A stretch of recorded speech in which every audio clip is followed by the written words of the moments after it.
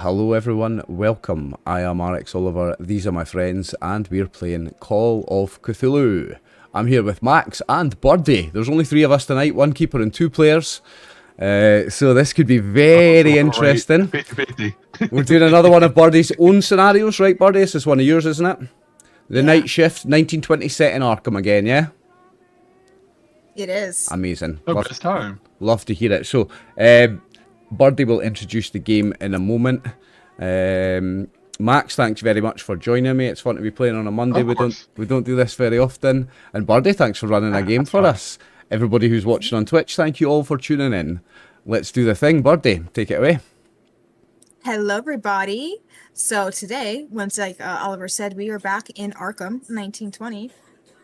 A cat is attempting to throw up behind me. Okay. I'm so sorry. There's always a cat. He's always said there's always a cat somewhere. Excellent. If you hear distressing sounds, it's not the actual game, it's just my household. But what's happening is we are actually going to be focusing on one of the more prominent buildings in Arkham, the Arkham Tower Professional. It's a really cool building. One of the first buildings in Arkham that got electricity. Ooh. Actually, like a few months ago. The whole thing got completely rewired. Now, that being said, there's some issues with the electricity. Of course. And some other issues. Now, just for some context, it is 1920. Many people have returned home from overseas. A lot of people are getting back into their everyday lives, but Arkham is recovering financially, economically. So the mayor's very invested in the tower functioning properly, being the beacon of Arkham's economics, so to say.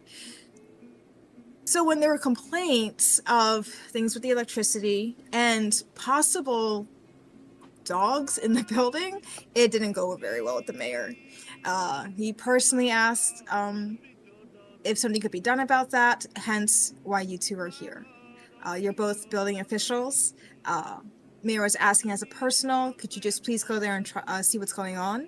Because most of the oddities that happen at night. You guys are taking off a night from your homes to spend the night in the tower to see what's going on. Okay. So, the tower, it's a 7-story building. It is the tallest building in Arkham at this point. It completely dominates the corner that it's on. And ideally, it would be full, but right now it's actually doesn't have a whole lot of patrons in it, which should be good for you because it's not a whole lot of people that you need to talk to. Sorry, it was an office building, wasn't it? Mm-hmm. Yeah. Yep, office building. They call it the professional building. So people that would be in this building, unlike today with our normal commercial buildings, back then you could have anywhere from attorneys, solicitors, to like a dentist who actually did dental work in that particular building. So all types of professionals could be found there. Now, because both of you are city officials, you get full run of everything. You're allowed to know all the stuff and things. But we're going to start off with the lobby. So it's 9 p.m., nice and late into the night. And you are free to kind of do whatever you like. It is a gorgeous, dark, and very cold night. The lights in the lobby are still on. Actually, I can place you in the lobby. Ooh, I made a map just for Oliver. I love maps. I don't normally have maps with this. I love maps. Ooh, I like it. I like it. It's fancy. It's fancy. Oh, it's a fancy place. Very nice. They telephones. I just want to point out how fancy it is. Telephones in 1920. Did you say 1920? Yeah. So right after the war. It's the little little attached to the phone telephones. They have a whole little booth section right over here where you can come and make a phone call. Amazing. It's got a wee table with an ashtray and everything. I thought are here and I didn't know how age appropriate that would be, so I didn't do it. Age appropriate. We don't give a fuck on this channel. Remember where you are. It was like, maybe I should put a bar in there. Like, I don't know. They would actually have those bars. Bar, prostitutes, a gambling, get it all in there. Yeah, we love all that shit on this There's channel. a lady tonight just hanging out the front door. Yeah, don't be shy. Wow, that is huge. That is huge. He's a big fella. Yes, as you walk in, there's a giant. Now, There is a receptionist. It's always manning the desk. The building has normal hours. However, there's always somebody that stays overnight, at least until midnight. And because you were coming, they made sure that somebody was going to be available throughout the entire night for you. So as you walk in, the individual, please don't make fun of him. His name is Jonathan Tower. He understands the irony of his last name. But he is the receptionist here. Very young man, early 20s, but pretty dapper suit he has on. He's sitting behind the reception desk, waiting for you. As you can see, he was just very avidly looking at the door and kind of tapping a pen impatiently. Is he tall though? I want to know if he's tall with a name like that. Don't care where he works, it's about is he tall? Yes and no. So he's very slender. It makes him look much taller than he actually is. So he's only about 5'7", but because of the way he's built, he looks like he's 6 foot until you stand next to him. All right, okay. Well, he still looks tall to me because I'm a little lady. I think I'm quite short. I'm a little lady called Edith, and I think I'm quite You're like quite a little. 5'2" or about Yeah, 5'2". yeah. Like I'm a wee woman. Just a wee woman. Yeah. So Oliver, would you like to say who Edith is? Edith is a wee woman. She's a wee battle axe. She rules with an iron fist. She's known for making sure that all the inspections are done thorough and nobody gets away with any bullshit when Edith's on duty. She's got a great hatred and fear of dogs, so when she heard there might be animals around in this newly electrified building that is the pride of Arkham, which is her pride because she's the building inspector for Arkham, when she heard there was a dog here, she took it personally and she made sure that she personally came to do this inspection. That's Edith. She's a wee angry wee wifey. She's not going to have an accent. She's going to be Scottish. She is modeled after my mother, so do her justice. Okay, your mother's now Scottish. She'll love that. Hey, you never know. And then alongside Edith, there is another building inspector there. Max, if you could let us know who Ellis is. Ellis is about 6'2". He is not like really built, but he's kind of a gaunt gentleman around probably like almost 40s. He walks with a slight limp, and you notice there's visible scars around his lip, around his knuckles, because his knuckles are a little gnarled and basically well worked. And can I say that when he has an electrical problem, come in with a set of tools, because it's like so he has like a kind of like a weird, like very old version of what would be a tool belt that he kind of like had rigged out, and he's just kind of sitting there kind of like frumping. He has a little frown on his face, kind of just looking around, just looking at the light, see if it flickers, kind of quick flick, just looking at it, and he's like praying that somebody didn't screw up somewhere. So Ellis would know that there's only one person in this building that would touch anything electrical. That's the janitor, Mr. Wiggins. But when you both walk in, Mr. Tower stands up to greet both of you. He does not know you personally, but he understands that you're coming in from the city. Is it so? Electricity is so new that like they call the janitor. We need a light switch turned on. Can you come down and turn on a light for us? Like it's that new electricity. Only the janitor will touch it. It's so new that when you walk in, everything from the chandelier to the sconces on the wall, you know just from looking at them that they used to be gaslit, and they were just retrofitted with wiring. So it still looks very like almost 1800s just because of the shape of all of the glassware for the lights, but it's just because they're like retrofitted with bulbs. Yeah, it's like this should work. Here we go. Hopefully it doesn't blow up on us. Hopefully. I'll not be a happy lady if it does. Certainly when we're in it. I will say, Edith, you're very happy to see that when you walk in. It looks very tidy in here. You can see in the back the two beautiful golden brass doors of the elevators. Nice and reflective. It looks like the building is doing good. Everything is clean and polished to a satisfactory level. It's looking okay. Ellis, when you walk in, everything appears to be fine. You don't see anything indicating that there's anything wrong with the electrical. You can hear that hum of electricity that sounds pretty steady. The lights seem to be okay. You don't smell anything that smells like burning fish, which is good. Yeah. So with this building, is that I know a lot of buildings have their own bellhops, or at least some kind of like elevator men, because like at that time, is the elevators at this time closed because it's at night and people may have to use the stairs, or is the elevators working right now? So, Like, are they? yeah. Tower. So you're right. So they normally do have a bellhop to operate the switch that makes it go up and down. So there is one bellhop who stayed late for both of you in case you wanted to utilize the elevator. Since, as far as the staff understands, this is an official inspection. Oh yeah, we'll certainly in want to addition to an inspect the elevator. investigation. Yeah. Yes. Okay. So Mr. Tao, he'll let you know that they have their senior elevator operator here, Trevor Noah. So, no, that's a real person. Let me not say that. Trevor. Yeah, that's a Smith. South African comedian, isn't it? It is. I don't know why I said that. Yeah, I've heard Trevor that name Noah. before. He wasn't born yet. Trevor Smith. Trevor Smith. Okay. He is in one of the elevators, and the doors are open, so you can clearly see him standing back there, sitting on a little stool. Okay. I would like to talk to Mr. Tower. As like, we had been told there have been recent reports of animals noises or something in the building. Do you know which floor that they've been heard of?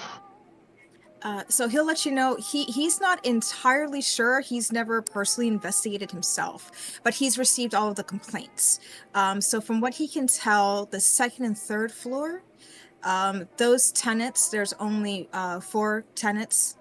They've been letting him know that they've heard some growling. Somebody's pretty sure they heard something bark.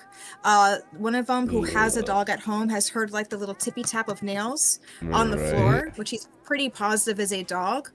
Towers would say that he thinks he may have heard a dog growl behind him here in the lobby, but he doesn't know if it was just him being, nervous or if he actually heard something. He does say that Mr. Langers, who's on the second floor, he claims that he saw like the little end of a tail turning a corner. But yeah, so that's all he has. All right. I look over at Edith. It's like, it's like, you're the building, like, I guess manager. It's like, where do you want to hit up first? Second and third floors. If I find out there's been a dog in this building, I'll be closing the whole place down. They'll all be out of a job, Smith. They'll all be out of a job, every one of them. Tower says that Mr. Wiggins might have a little bit more information. He also stayed behind tonight for you, just in case. More so for you, Ellis, in case you needed access to the electrical panels. Each floor has its own electrical panel. Then there's a master panel in the basement. So he's staying behind just in case you need to talk to him. I think speaking to Wiggins probably first, Smith, because that's Wiggins first. That's the custodian. I think is the best idea because he knows. Yeah, I think he might have picked up something or seen something as you're like cleaning around. There's animal prints or at least some kind of animal puff. He might have picked that up. So yeah, he agrees with you. So Mr. Wiggins, Ellis and Edith, you both actually do know him. One, because Ellis, you taught him about the electrical panel, so you personally taught him at bare minimum what the breakers are, what happens if a breaker goes down or something of that nature. Essentially, what right looks like and when to call you. And Edith, you like him very much because he is very much about maintaining a clean house, maintaining protocol. He doesn't really tolerate riffraff in his building. Good. So you do like him very much. Oh, she has a sweet plot for him. That's nice. I definitely like him. He's my type of guy then. He's professional. I think I saw him have a drink twice before, and I'm like, oh, I guess they're going somewhere. Okay, well, so Edith doesn't know this, but Ellis, you and him have shared some like special apple cider before. Yeah. Edith, he would never drink alcohol. Somewhere. Are we in prohibition in 1920? We are. Yeah. Yes. I would never drink alcohol. No. But Ellis, he's giving you some really good apple cider. Yeah. That stuff's good. But I don't know that. No, man's a saint in your eyes. A little flash of... Okay, let's go see this honourable man then. So Mr. Wiggins has an office. It's really just a janitorial closet that he Cupboard. shoved a desk into. That's what So it's very that's what a cramped. janitor's office is. It's a cupboard with a desk in it. Yeah, yeah. Yes. hmm But So you that's a walk in, janitor's know there's about office. metal shelving, mops, brooms. There's a bucket the second you walk in. He's sitting at his desk, which just has this is the one thing that's not tidy. It's just covered in magazines and sandwich wrappers, and cleaning rags, and he's sitting there just reading a magazine. Ironic that his own office is messy. Yeah, man, he has to Hey, let loose in livable one area is spot. fine. Everything else is like it's like my place is whatever it is. Everything else has to be clean. Yeah, he gets one room that he's allowed to make messy. That's that room. Yeah. But he stands up when you guys knock, opens the door. All right, you're here. Good. I'm happy that they sent you two. We'll be out Mr. of here in Riggins, time. it's good to see you. Ma'am, I give him a tip of the hat. sir. Glad you're here. Did young Mr. Towers update you on what's happening? Told us about some very disturbing things. I certainly hope that it's not true, and I certainly hope you're going to put my mind at ease, Wiggins. With reports of animal sounds in your building. If this Yes. if this is something that must, if this is really animals in your building, we need to make sure that this stops right away. We find out what's going on and we shut that down immediately, or this whole building will be shut down. We can't have the pride of Arkham, which this building is, having animals in it. Absolutely agree. And I can assure you there is definitely at least one animal in this building, possibly two. I've been able to narrow it down. He starts to tell you his his sleuthing that he's been doing. He has been camping out essentially in some of the empty suites and kind of peeking out the door, setting up a little watch on each floor. He's ruled out all of the floors except for the second and the third. But he not only believes that there might be two dogs, just because he heard a dog in the bathroom, but then also heard another dog walking around in a room. That's the only reason why he believes that there's two. He also thinks he knows who brought the dogs in. Oh. And that's one thing where he gets a little bit more excited because he saw well, let me rephrase that. He saw a man going into the bathroom when he heard the dogs. Right. He didn't recognize him. And when he asked Mr. Tower about this gentleman and gave a description, Mr. Towers wasn't very familiar with him either. Now, there's more than one receptionist. He did ask the other receptionist, Mr. Laughlin, and Mr. Laughlin also did not really recognize the gentleman he was trying to describe. Okay. The only other person who seems to have any interaction with that man is Trevor, the elevator operator. Right, okay. So we should speak to Trevor then. But how familiar are you, Mr. Wiggins, with most of the guests here? Sorry, it's not guests. We're not talking about hotel rooms, are we? We're talking about occupants. The people the people that work here and come to business meetings and stuff here. How familiar are you with the people who, like, what percentage of people do you know by name and what percent by face? He knows all of them by face. Mm-hmm. He knows most of them by their profession. Mainly because there is like a little board that will have their cards on it. It's like a communal board. It's one way for them to kind of advertise, that they're in there. It's also just another way for all of them to know who else is in the building with them. But he's very familiar with the businesses that are in there. So there's 2 doctors, there's a dentist, there's a couple of solicitors, insurance, and advertiser and brokers. Any veterinarians? No. Anything else animal related? No. Yeah, have you seen anything like any different marking on the walls? Because animals might scratch the walls, so there might be particular scratches about. Are any of the offices here anything to do with pet food,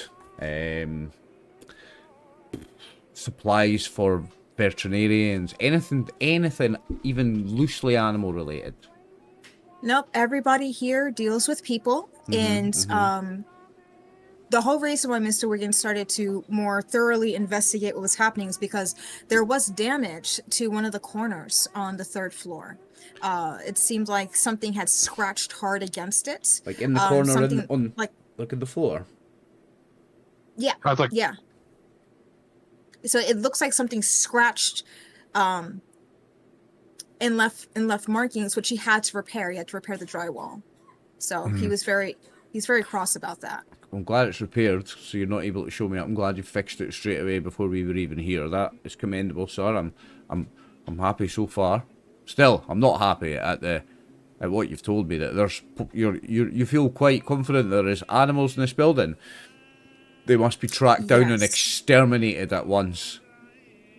He doesn't mention. He doesn't comment when you say the word exterminate. But exterminated, hung, drawn, and quartered. If I had my way, Mr. Gibbons, Mr. Wiggins, hung, drawn, and quartered. If I had my way. Unfortunately, I'm not quite in charge of that. But yes, they'll certainly be put down. Well, he's also concerned about whoever this person is who supposedly brought these dogs. He's not sure if it was him or if it was dogs, but at night, when usually they can hear these animals, that's when there's issues with the lighting. It tends to flicker. Sometimes the phones in the lobby will ring and there's no one on the other end. So they're not entirely sure if something in the electrical panels got knocked loose or what. He said that he did see that gentleman looking inside of an electrical panel, and when he called out to him, he ran off. do you know which floor it was that he was taking to the junction box? The 3rd floor. But he says that he's seen him on the 2nd floor as well. Right, okay. Now, how often are people in here at night? That varies. So the doctors normally go home at 5 p.m. on the dot. Usually anybody who's leaving late is the solicitors. And how late and is it's late? not every night. I think the latest he's ever seen one person leave was like 11 p.m. So it's not that uncommon for somebody to be in here at 9 at night, at 10 at night? No, and he is pretty positive. He doesn't normally keep watch, but tonight he did because he knew you were coming. He knows that there's at least Mr. Langers is still in his office. He has not come out yet. He's on the 2nd floor. And then Sitzgleitz is on the 3rd floor. He's an insurance person. And what was Langers? He's an attorney. An attorney. Right, okay. Yeah. An attorney. Wiggins... what family, environmental, what kind of law does he practice? Oh, he practices, what do you call that? In a personal... It's a personal injury. That's the word. Personal injury lawyer, right? Okay. Personal injury. Yep. Yes. He's pretty well aligned with you with love the those workers. guys you love those guys in America, eh? Yeah. Oh, we have a whole industry for them here. Ah, it's huge over there. Yeah, it's a thing. Like. So who do you want to speak to first, Max? I would say probably check out the 2nd floor, but I want to check out the junction boxes to see if there's any difference of like how the wiring is, because you said that the 3rd one got tampered with. I want to double check the 2nd one before we look around. I think I want to have a look at where the floor was scratched as well. But first, do you think we should maybe talk to Trevor, that's seen the man? Do you think we should maybe have a word with him, Max? Because he's here. That's the guy. That's the elevator operator. The elevator. Yeah, they've got him on, so we could get a word with him. So I'll say while you're having this conversation with Mr. Wiggins, the electrical panel for the lobby is actually right here. So while you're having that conversation, Ellis will unlock that so you can look through that as he's giving you and Edith the lowdown of what's been going on. And you can see that this one is pristine. It has all of your markings and notes that are in there. Seems to be completely untouched from the last time you've seen it. Nothing looks wrong with it. Nothing to indicate that the light should be flickering at all, at least on the lobby. Okay, so it's like, he's looking over to basically see if there's any weird corrosions or at least weird burn spots and stuff like that, because it's a new system, and it's one of those is like, brand new, like, technology and stuff like that. It's one of those is like, when you get something brand new, it's not going to be always working right. It needs to be perfect, Ellis. And you tell me, is that perfect? Is everything wired up perfectly? Is it in perfect condition? From what I see here, yeah, it seems fine, but I got to check the other 2 boxes. Make sure there's not a short somewhere. Yep. And Edith, you don't necessarily know how to wire things yourselves, but you know what right looks like, and you understand the dangers of electricity if it's not done correctly. Yeah. When Mr. Wiggins opens that panel, you see a beautiful, like, neural network of wires, very, very well organized. And Mr. Wiggins just looks to you, Ellis, and he just says, "I keep it exactly the way that you did it when you came here the first time. I make sure none of the wires are moved around. I'll open it occasionally just to make sure no spiders got in there." Yeah. Okay. Yeah, and he's just checking the, like, the little knobs and give it like a tap here and there. He's like, all right, well, just keep a note out. If anything happens, let me know. We're gonna head over and talk to Trevor and head upstairs and check out the 2nd floor. Okay. As you exit, Edith, I'll say that you're probably exiting first, just because the men would let you exit Because ladies first, aye. As you start to leave, Wiggins is going to grab your sleeve really fast, Ellis, and he's just going to whisper to you, Frankie, it's Stiglitz, the insurance guy, 3rd floor. I think there's something wrong with the missus, because he's been spending a couple of nights in his office. Just so you know. And then he just lets you go. So, do I notice them having this little private little moment? He nods. It's like, I'll give a check. Well, if they were trying to, if she was trying to do it discreetly, I guess I should roll spot hidden then, eh? You could do spot hidden or listen, whichever one you'd like to do. I'm trying to Okay, think let's see what's better for me. Edith wait for Ellis, or would she head straight to the elevator? I feel like she would head straight to the elevator, so we'll do a roll for it. What did we say? Spot hidden or listen? So let's see what I've got. Whichever one you like. My listen is 60, and my spot hidden is 30. I'll roll a listen. It's doing double dice for some reason. I see 1. Oh, I see double, but 51 is a success. You hear Wiggins lower his voice, which immediately makes your ear perk up, and you can hear him say something about the individual on the 3rd floor appears to be having some marital issues and might be sleeping in his office. Okay, I'll not mention anything to Ellis until we're maybe away from him. Yeah, he nods. It's like, all right. And he just kind of takes a mental note, daps his hat, and heads over to the elevator with a limp. He's like, kind of smaller. Bye, lads. All right. You head into the elevator. The doors are already open, and you see Mr. Smith is in there. He is wearing his little bellhop uniform. It is a maroon color, which is the unofficial color of the tower. But he stands up from his little stool when you walk in, gives both of you a nod, grabs the handle, and he just asks, which floor would you like to go to? I'll point and say 2. Floor 2?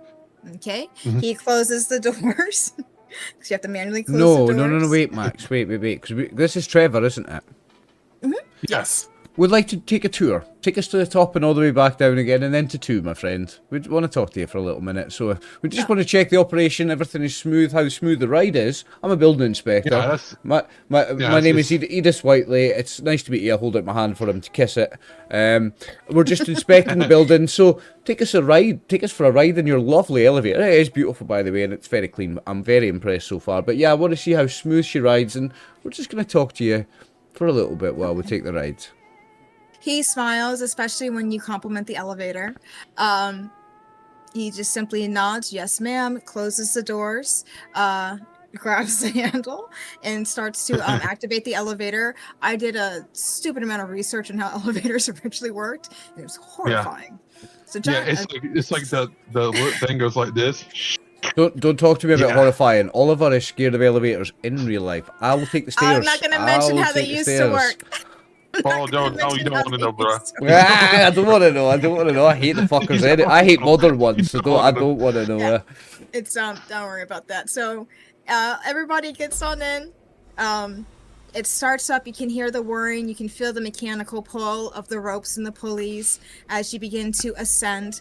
It's at a relatively low low speed. They're not like modern elevators. But what he did was he actually left, there's 2 sets of doors. So there's the golden doors that fully close, and then there's some cage doors that close on the inside. He left the golden doors open, so it's just a cage, so you can see in between each floor. Right, okay. But it does run very smooth. Anybody who wants to can give me a spot hidden.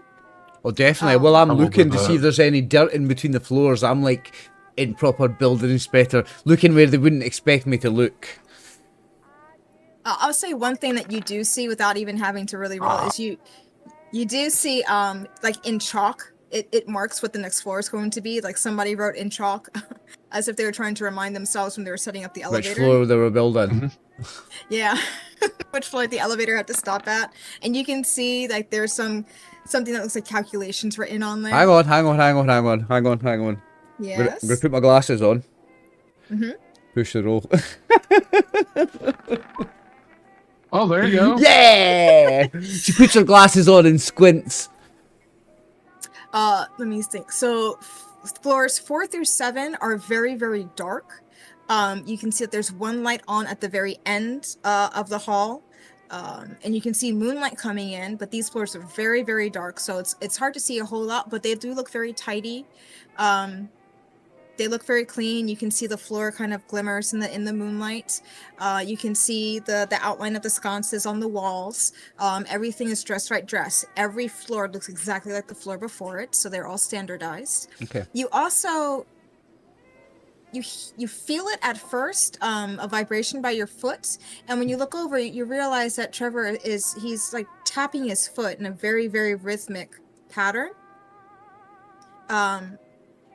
With that hard success, he notices you looking at his foot, and he'll explain to you Counting.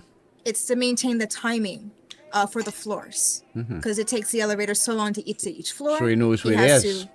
Exactly, so that way he knows when to pull and when not to pull to stop the elevator. This way it doesn't stop too short. When he tells me this, I will smile. I will give him an impressed look. Very good, Trevor. And then we're going to now start questioning him. Max, would you like to lead the questioning? Oh, okay. So he kind of just like looking over the elevator, just giving a quick look over. So, we've been told that it's been like, animal sounds, happening through. Have you heard anything as it's getting later at night as people are going in the elevator at certain floors that you've been hearing maybe weird scratching or animal kind of noise or anything like, like anything that's happening, a different sound from the elevator? Is like the elevator make any different noises in it would? So Trevor, he's a much older gentleman. He's in his late 70s. He says that, he hasn't heard any animals. He has heard the, individuals in the building, the renters, complaining about a possible dog. But he's pretty allergic to dogs, and nothing has made him sneeze. So if there is one, it hasn't come near the elevators. The only strange thing that he can think of was there was just a gentleman that he wasn't familiar with. He thought that he may have just been visiting. Well, he clarifies that he actually was just visiting, and he said that he came in one day and rode the elevator for about an hour with him. He asked them if he could. Trevor thought it was just very amusing. The man seemed incredibly infatuated with the elevator, which is understandable. He was asking how it worked. He was asking very silly things about if the electricity goes out, what happens. To which Trevor replied, "Well, it's a pulley system, so the electricity doesn't matter." Is there lights in the elevator? Does it have electric Yes. lights? Yeah, okay. But It it's does. it's still mechanically operated. It's a pulley system. Yeah. It's- yeah, no it's- no yes, electricity yes. involved in Weight that. Yeah. Yeah, it's based off of a weight system. And this- He says that. Sorry, go just ahead. catching up. Was this the same guy that was mentioned that was supposed to have been seen with a dog? That Missing. went into the bathroom at the same time as a dog?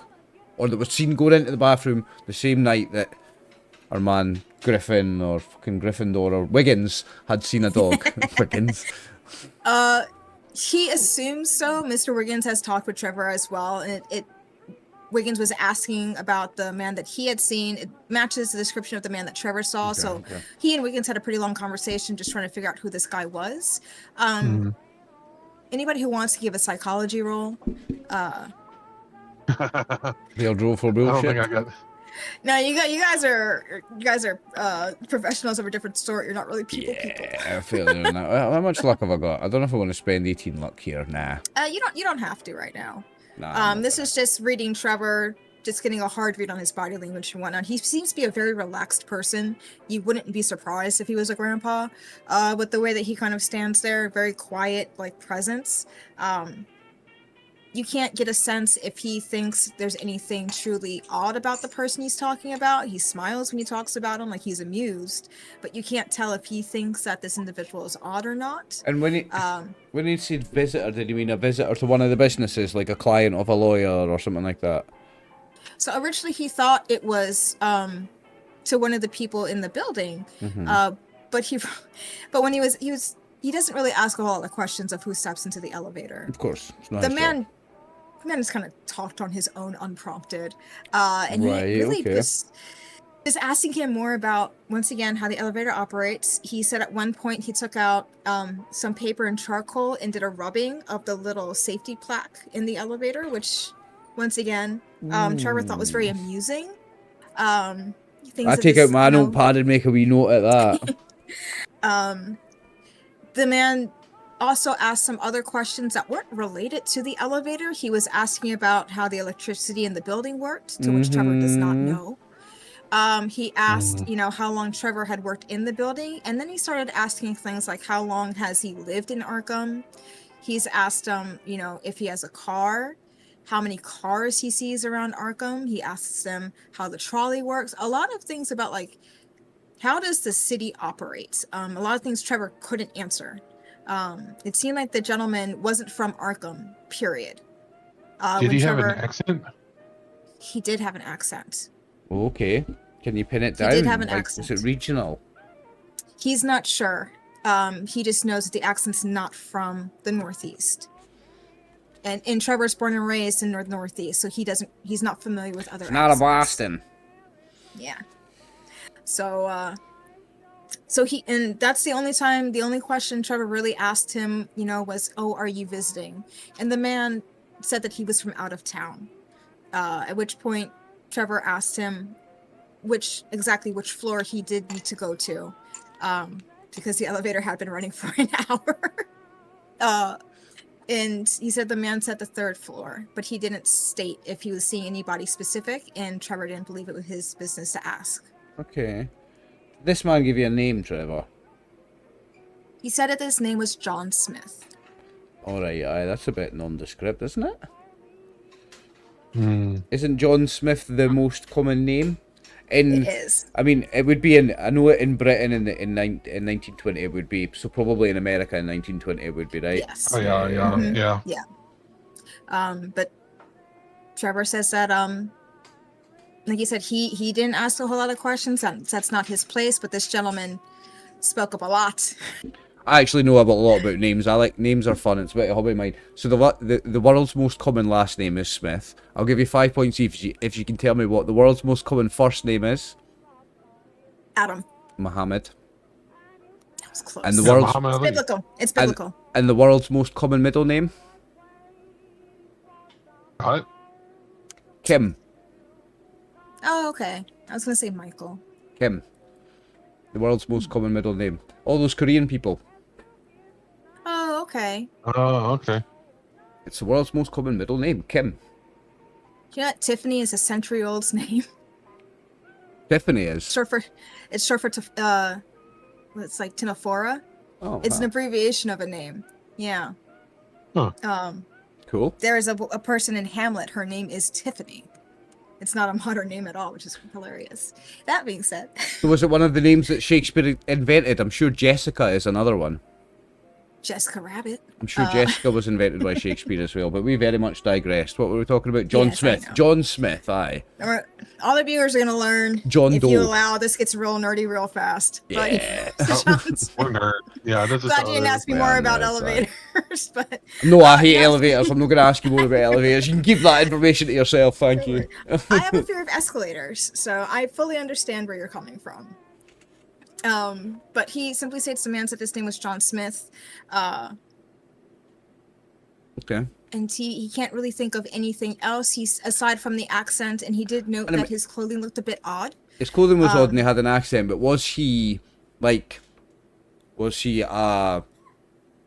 Caucasian man? Oh. Yep, he said a young man. And was he American sounding? Although it was an accent, did it sound American? Yes, he definitely sounded American, maybe from the West Coast. Maybe, Trevor's fully guessing. Clean shaven, dark black hair. Like you said, his clothing was a bit odd, but Trevor is not familiar with the fashions of the country, so he doesn't know if it's just a fashion trend he's not aware of. It's a big old country, of course. Yeah, it is. Yeah. The western side's a little different from the eastern side. It's a whole other world out there out west. So I've heard anyway. I've never been out there myself. It's very different culture. It's extremely different. Still riding about on horses, going yeehaw out there. Oh yeah, yeah. Shooting each other at dawn and that. Pow, pow, pow. That's gonna be more of the Midwest. But that's what Edith thinks, though. Edith thinks they're all mad cowboys out there. John Wayne and that. She thinks all that. Well, shit. at this time period, she's correct. But are there any other questions you have for him? I think maybe drop us off the third floor. Yeah. Drop off the third floor and check from there, and we can take the stairs down to the second floor. So if you don't want to mess with the elevator right there. Yeah. Okay. Yep, he'll pause it at the third floor to give you guys a chance to hop off. He just makes sure that you have any other questions. He wants to make sure that he's answered all of them. There is a bit of jolt when the elevator stops. Makes your stomach do a little flip. It's normal for the elevator, but it is a very unusual sensation that you're not used to. He opens up the cage doors to allow you out. The lights on this floor are lit. Oh, good. That's what I was about to ask. Trevor just states, I believe suite A and C are still in. Okay, thank you. And closes the doors, goes back down to the floor. Do you think should we talk to the people that are in their offices? I would say I want to check out the junction box right quick and make sure, because it said the guy was messing with it. Yep. So I want to do a quick look, and then I'm sure we can hit either. When the janitor said about the marks on the floor where it had been scratched in the corner, was that the third floor? Yes. Can I look for that? Can I look for any sign where the wall's been repaired? Ooh, give me a spot hidden. Okay. See if you can notice Mr. Wiggins' work. And yeah, I'm on. You and these extreme successes, Mr. Eagle-eyed, Whiteley. Yeah, that's like it's like you see it, and I was like, oh, okay. So you can see, it's actually right here. A spot where they've painted over it, where they've painted over the work. A spot where the brush stroke is just 1 degree different angle. You can see there's just a small change to the tint of the paint. You can see the mark is about 3 feet up. 3 feet up off the wall. ground. Yes, right on the corner of on the inside corner here, or on the outside corner here. Outside. So this is here is a wall that juts out. Hey, so is it like this, or is it like this? It comes across. 3 feet would be like a very large house cat using it as a scratching post, but that'd be a large house cat, wouldn't it? 3 feet up. Yeah. Or like a dog that like sat up and was like grabbing at something. Or a medium to large sized dog, like a Labrador sized dog. Yeah. And then the panel itself, it's actually right over here. It's it's hidden behind a painting. Okay. When you go to open it, no roll is needed. You can already see that the lock has been messed with. So like what it is, I put like some kind of gloves on because you never know, and kind of pop it open. Yeah, you can see that the paint around the lock is all chipped. There's no reason for it to be. Mr. Wiggins has a key to it, and you have a key to it, and no one else should be touching it. So right off the bat, you can see that when you open it and you look a little bit more at the lock, you can see it's bent slightly, looking like somebody was really pulling on this to open it up. Go ahead and give me, let me see here. Go ahead and give me an electrical. Electrical repair. I'm gonna push that. No, don't push it back. It's 2 luck. 2. It's only Yeah, 2. you can just spend 2 of your luck. Yeah, remember I'll to spend spend 2 luck. luck. Yeah, You should have a good remember. amount of luck. Yeah, remember you can spend luck. It's only 2. Yeah, Oh. so I'm gonna ignore the push. Yeah. Oh no, so you Oh, just sorry. That's because he's no, you're pressed fine. luck instead of editing it. You have to Yeah. click edit mode at Yeah. the top right of the character sheet and then edit it. Okay. Okay. You're looking at it, and right off the bat, you can tell somebody has touched this.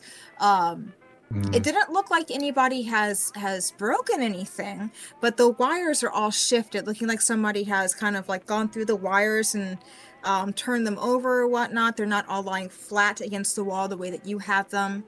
Yeah, I start doing like the repairs for it, but I'm just taking note of just where the like where it's been messed with, and is there a note of like what is connected to it, like with the lighting, or is there something specific where the wires are connecting to in the rooms? So you have you mark down this panel, so you Yeah. know that the wires that go to the sconces on the left side of the wall have their own circuit versus the right side of the wall. You know that each floor has 4 suites. Each suite has 2 breakers that go to it. You know the bathrooms have their own breakers, and then you know that there is a light on the landing in the staircases. So everything is accounted for, nothing's missing, nothing's actually broken. It looks like everything was just touched at one point in time. Yeah. I look over to Edith and I'm like, yes, it's been messed with, but it doesn't look like it's been really tampered. And I kind of just motion like like where the paint and the lock has been kind of bent. And I would probably try to pull out pliers and kind of rebent it a little bit where I can lock it back up again to push it back and like kind of just make it look nice again. Do you explain So, to me yeah, that do you explain to me that the lock's bent? Because if you do, I'm writing this in my little notebook. Yeah, it's bent. He points it right there where he has the pliers, and he's gonna fix it again. He's gonna let Willoughby or Wigsby or whatever the guy's name down there about that he needs to keep a lookout. But yeah, he said, is this one? And you said there's somebody in A and B that's still here? A and C. A and C. Yeah. Okay. So do we know is it like the way you look is A, B, C, D?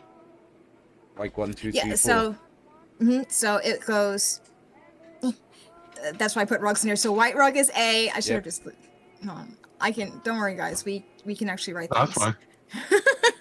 A. There you go. B. Oh, it's not staying. Hold on. There you go. Yeah, I see an A. Oh, okay. That's me. And then C and B. There you go.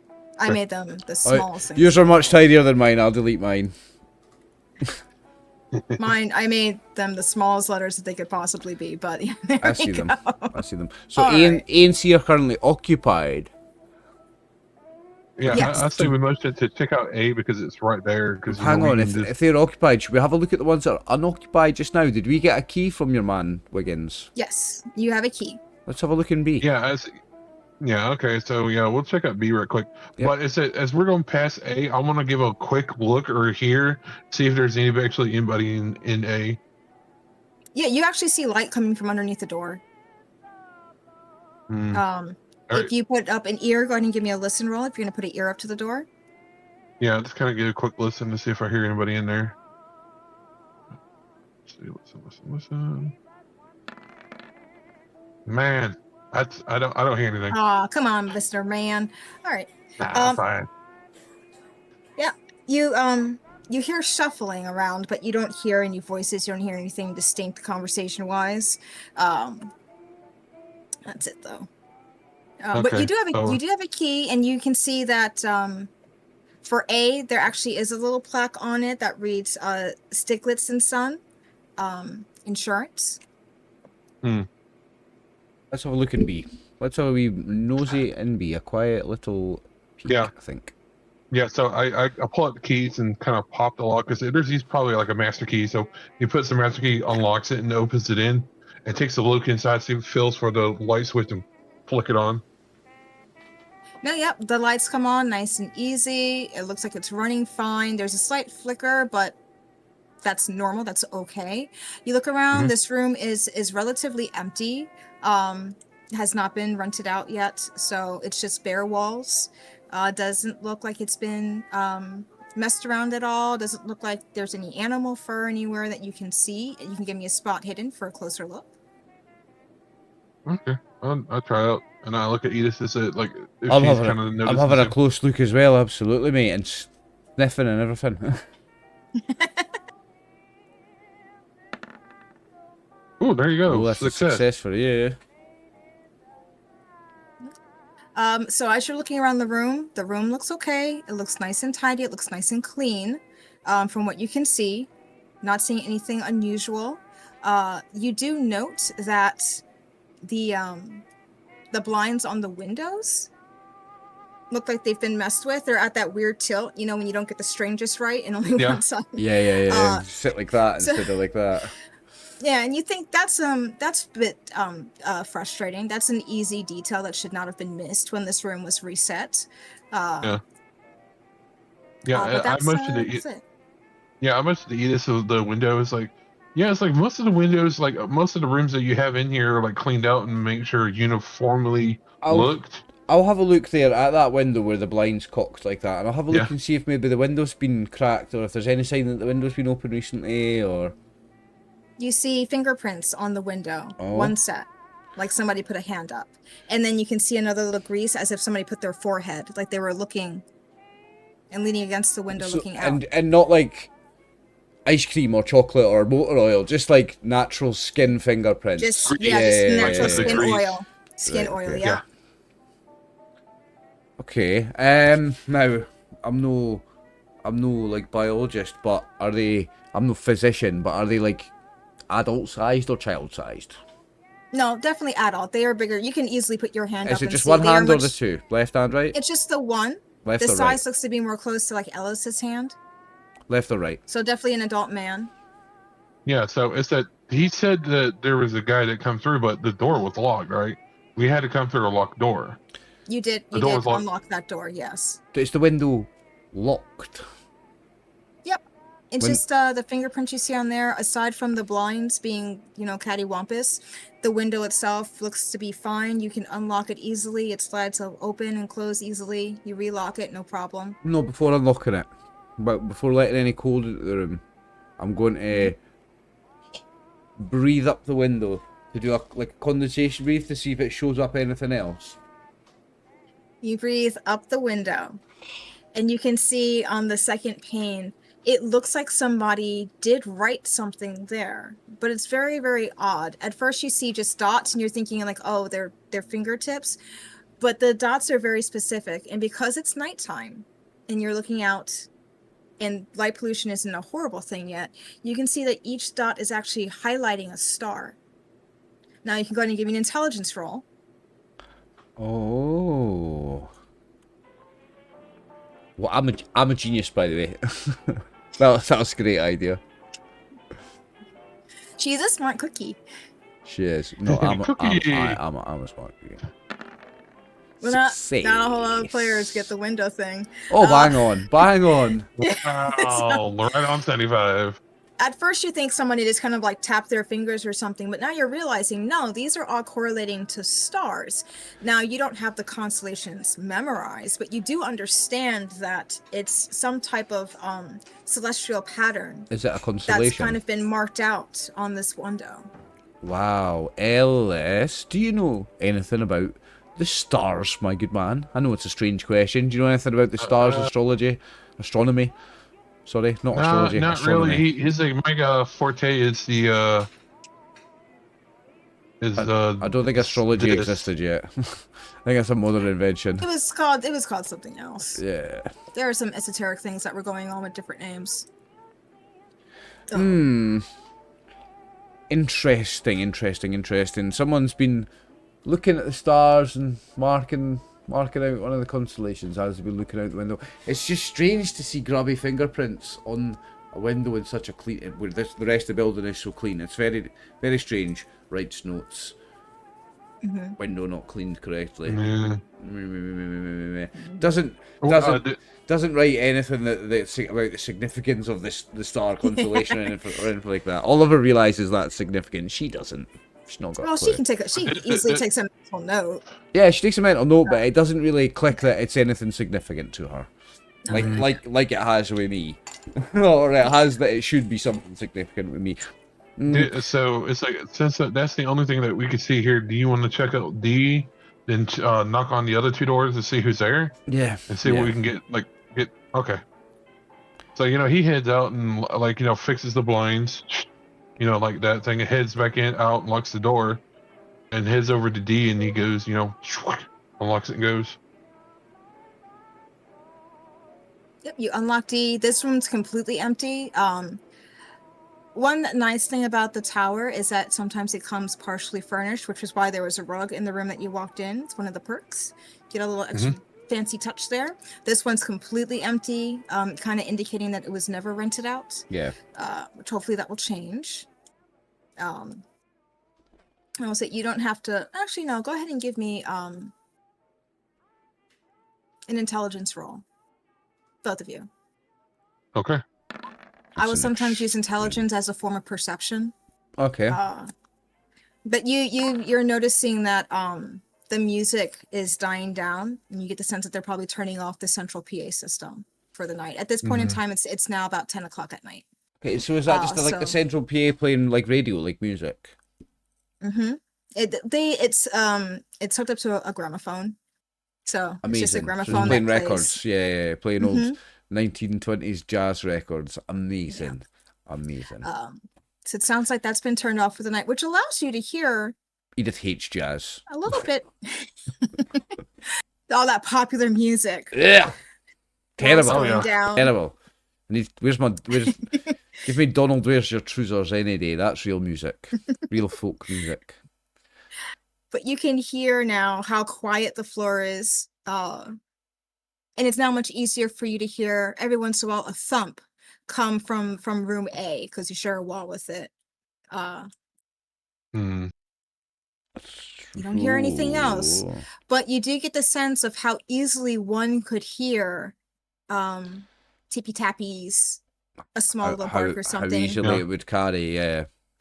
If the PA system's not on, it's very easy to hear things echo in the hallway. Yeah, so a thumping room in A, that could just be somebody putting a book down on a desk. Like, it's not like a bang, like somebody's broken something. No, just a very, subdued thump.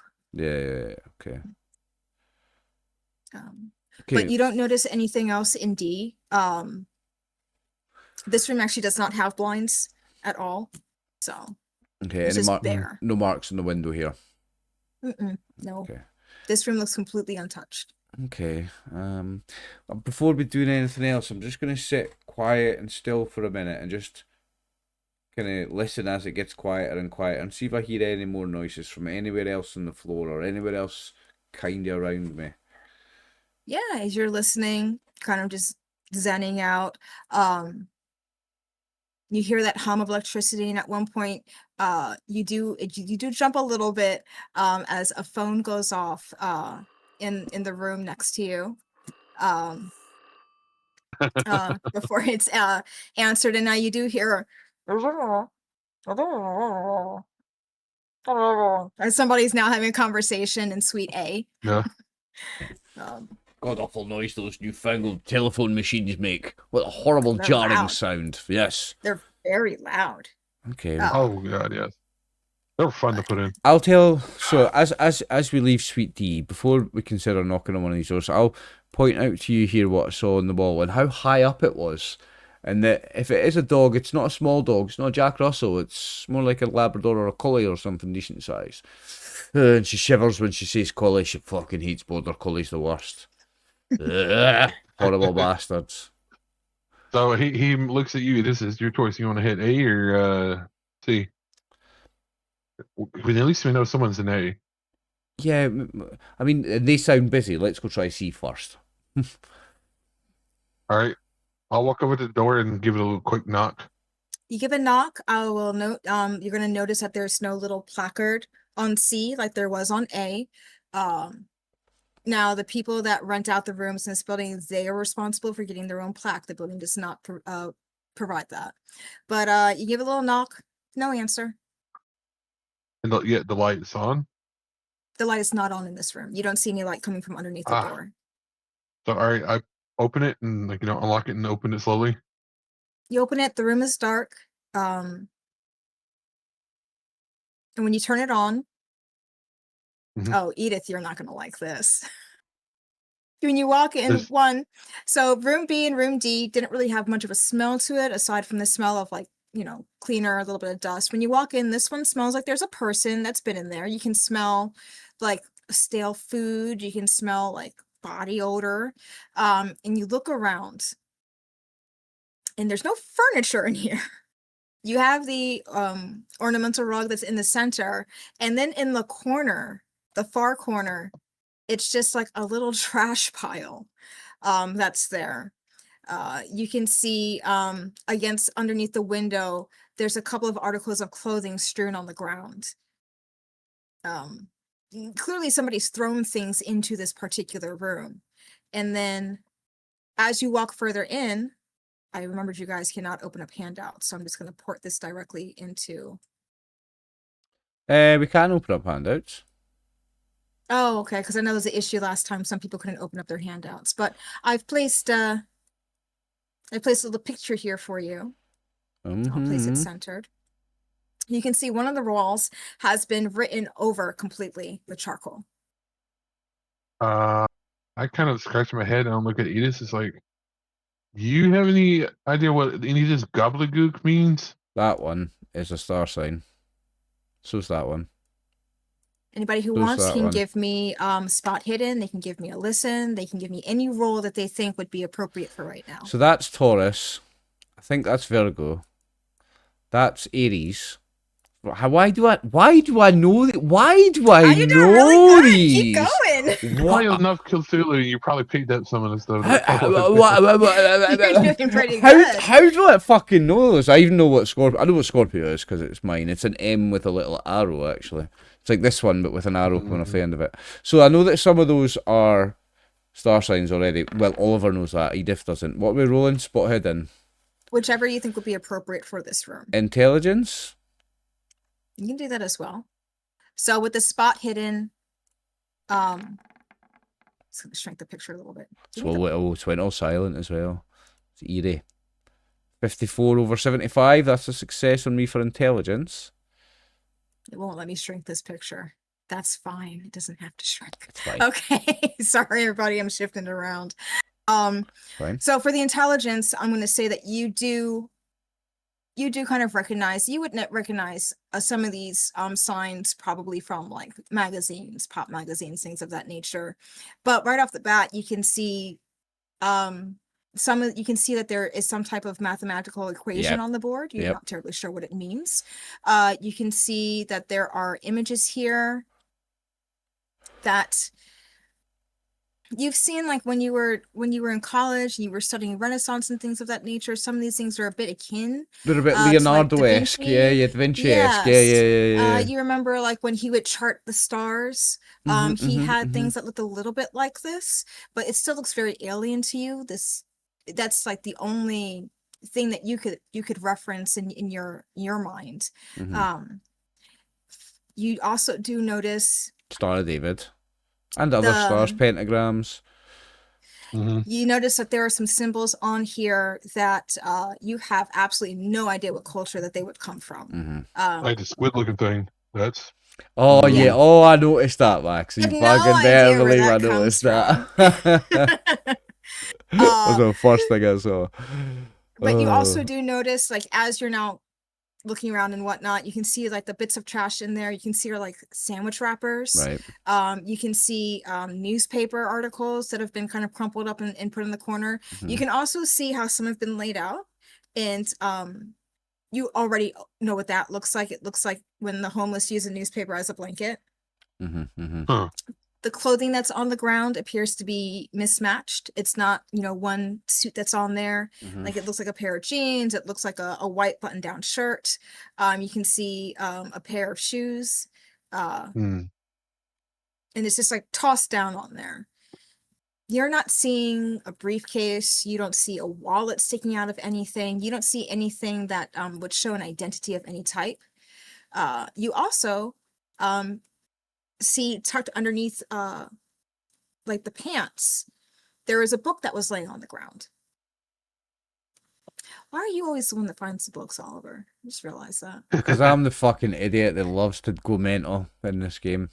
I'll, Yeah. because Edith doesn't have a clue about these kinds of things and how scary some of those symbols are. I will grab the book and open it. Ooh, yeah. You grab the book. It's leather bound. It looks like a pretty nice, expensive looking journal. You open it up, it is a journal. You Yep. can see all types of writing. It is primarily in English. As you do just a really quick look, trying to see like who does this book belong to, you're not seeing anything. At first, you're kind of going through, you kind of flip it to the last page, which has today's date on it. And you can see Okay. somebody writing in print, for not cursive, but actually in print, which is a bit odd. So all this is, I don't write in cursive. I can, but I don't. I write Yeah. it mixed. But you can see somebody detailing, went on the trolley today and just talking about how cool. It says the trolley is so cool, the wonders of the early 1900s. It says people are so nice. Somebody brought me a hot dog. And it just looks like you're like, what is it? Did a child write this? What is this? Right, so first of all, this is the same person that's talked to our man Noah because he's talking about how great the trolley is, obsessed with the trolley. That's just like his obsession with the elevator. Is this a time traveller? That's out of character for a moment. That was Oliver know. above table. Well, I'll say with your intelligence rolls, Edith can very easily tell, like, whoever Trevor is talking to, this must be the person, because they're talking the way a sightseer or visitor would speak. Now, Yeah, some of the words they're using seem a bit odd, like the trolley has heating, so it wouldn't be cool. She doesn't know why he's calling the trolley cool. So that's an odd, adjective to use for the trolley, but it definitely looks like some out-of-towner has been running around Arkham. Now, I was talking about this today. That word originated about the 1960s, didn't it? People saying cool. Mm-hmm. Yeah. And you can see as you keep going, kind of like skipping down just very quickly, you can see like just talking about really need to start getting back soon. Had another run-in with a hound. Oh, look, like, does Edith say this? Like, is she reading this out loud, or she's speed reading right now? She's probably speed reading so she can get through all of this. But if you you can give me a library use. I will read some of it out loud. I'll read it out loud. Yeah. Yeah. Well, it says when he says about the hound, you're like, the hound. The hound. I'm like, what? I'm like, what? Whoa! Look over your shoulder. Hound. Run in with a hound, and I'm concentrating on this bit now, and I'm reading this bit intently. I hate dogs. Go ahead and give me a library use. Okay. I hate dogs. I'm not very keen on. I'm not even saying. I've played too much of this game. Yeah, so that's a failure. But if it's worth 9 luck, I'll spend it. This library use will allow you to get more information from this journal quickly without having to really sit down and read through it. I will spend 9 luck. So you see, he says running with a hound. No, don't drink my water. Goblin. You see it says running with a hound. I was like, what? And then I remembered Goblin's the name of the cat. It's my cat, I'm sorry. And you start going back and looking for that word hound. And now you can start to see, where he talks about Trevor. You can see a little page falls out that has the impression of the safety plaque from the elevator. This is definitely Trevor's mate then. And then you can start to see other, like, some of the symbols you saw on the wall. Some of them are like drawn in the margins. You can see like sporadic calculations written. You can see where things are circled, like 3 more days. And then another one that exactly what you're looking for. From what I can tell, I have 3 hounds pursuing me. They don't exactly know where I am. Going out into the city helps, but I need to get out of here soon. I'm pretty sure they have my scent. And you can see how he details gentleman in Suite A started heading to the bathroom where there was a hound. I was able to head him off and banish the hound, but I don't think I can do it again. Smith talks about Yeah. hounds in the bathroom here, and I think they're talking about here on the third floor. This is your man Noah's friend. This is the journal of your man Noah, the one that was obsessed with the elevator. It's so strange. It's written like it's from somebody that's never seen civilization before. It's very strangely written, but it's written. At first, you would think. First, you would think it'd be written by an idiot. However, the observations he makes, the writing, the complex mathematical equations, you think, okay, this person's clearly smart. Perhaps English isn't his first language. You're not entirely sure, but then why would he write in English if it's not his native tongue? So you're thinking that there's some type of regional dialect here that you're just not familiar with. As that's happening, you can hear a flicker as the lights in the room start to dim and come back on. And you can hear a bit of a crackling to the electricity. Oh. Okay, like I pull out a large wrench, just for the heck of it, and just kind of like, hey, it's like I head back to the door and kind of slowly open, see down the hallway if there's anything out there. Because the junction box, as you said, it was like right there at the wall, and if I could hear something messing with it, I can probably maybe kind of see it like around the corner, or at least hear something. I think we should check out that bathroom. No, yeah, you look down the hallway, you can see the elevator, you're not seeing anything. You did open up the door just in time to see that the sconces in the hallway were also flickering, so it wasn't just the room. It seemed like the whole floor was affected. It's funny because as you were kind of peering through, the door in Suite A just like opens and you see a gentleman kind of pokes his head out and he's looking up and down the hallway. How much of you is sticking out? Would he be able to see you if he were to look towards Suite C? Oh yeah, so it's like if the door's open, it's like this, like enough like that, so he can kind of see my like half my face out, and I kind of give him a look, and I give him a slight nod, and I'm like, kind of shut it back, and I was like, well, we might want to head over to A. The gentleman over there kind of see me over here, so we might want to ask him about questions and bring the book with you. I'll put the book in my bag. Yeah. The door to A is open. And when you look inside, you do see a gentleman. He's in a nice suit. He's just putting his suit jacket back on. You can see he's grabbing a bunch of papers and whatnot. He looks up as both of you approach. Knock the door as we approach. Yeah. So now, Edith, you would know, the staff knows that you're coming for an inspection. The renters do not know you're coming for an inspection. So this gentleman would not be expecting to see you or Ellis. He wouldn't know who either of you are. I will introduce myself. I'll say, hello, sir. My name is Edith Whiteley. I'm the building inspector. I'm just coming to check up on the place. Funny that the lights would flicker when I'm here, eh? Just the right time for it to happen. If there's going to be something going wrong, we need to know about it. So that happen often? And you see the man, he puts out his hand. His name is Paul Stiglitz, with Stiglitz and Son. He's the son. He clarifies. He shakes your hand as well, Ellis. And he says, yeah, the past couple of days, it started to flicker. It kind of happens only at night, so I'm not really sure what that's about. Sometimes my phone will kind of go off as well, but I honestly don't know if I'm just doing something to it.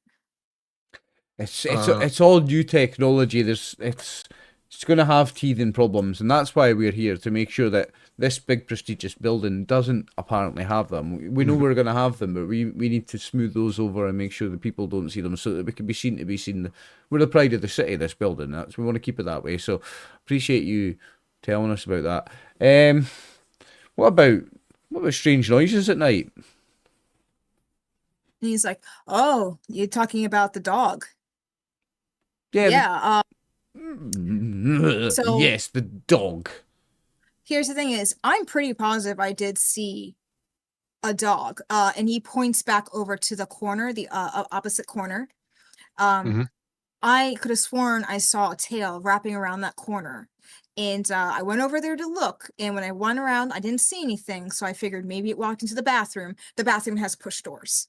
So I'm thinking maybe it walked into the bathroom. Just as I was about to walk in, this guy runs up behind me and says, that the bathroom is closed. And that if I had to use the bathroom to go and use the ladies' bathroom, as I would never. But then he walked into the bathroom. So Did this man have an accent? he did. He did have a very unique accent. Unique. Like American, but you just can't quite place it. Yeah. Yeah, not entirely sure. I've been to a couple of different places. Not entirely sure Yeah, that's... where I would place that accent. There's a man going around this building with a dog. And that's your man. And we're trying to track down where he's been that we can see where this man is and where this dog is in this building. We need to get rid of it. It'll be exterminated. We can't have dogs in this building. Well, he looks over at Edith and said, and he looks over at the gentleman, has anybody been in that room over there? We found some items, look like someone has been in that room, but it's like, I know the other 3 rooms are supposed to be empty right now. And he points over to see, oh, John Smith. Yeah, I'm pretty sure that's his dog. I've seen them playing in the stairwell. Oh, you saw? Well, I've heard them playing in the stairwell. Oh. So John Smith is next door. John Smith's the occupant of the room next door, yeah? Yeah, and C. So he's diagonally across the hallway. What does John do? Oh, yeah. What kind of business has John got? Oh, I'm not really sure. He says that he's in research. But didn't clarify what that meant. I asked him if he was with the Miskatonic University. And he said yeah, but he kind of laughed when he said it. Do other people come into his office, or is it just himself coming in and out? Does he have visitors like a lawyer would or a dentist would? No, he's only been here for a few days. John's only been here for a few days. Mm-hmm. And yep. He, to my knowledge, I think he came maybe 3 or 4 days ago. I saw him. He locked himself out of his office. He was just trying to get in.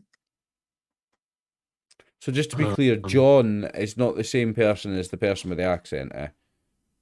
No, it is. It is. Ah, right, okay. Yeah.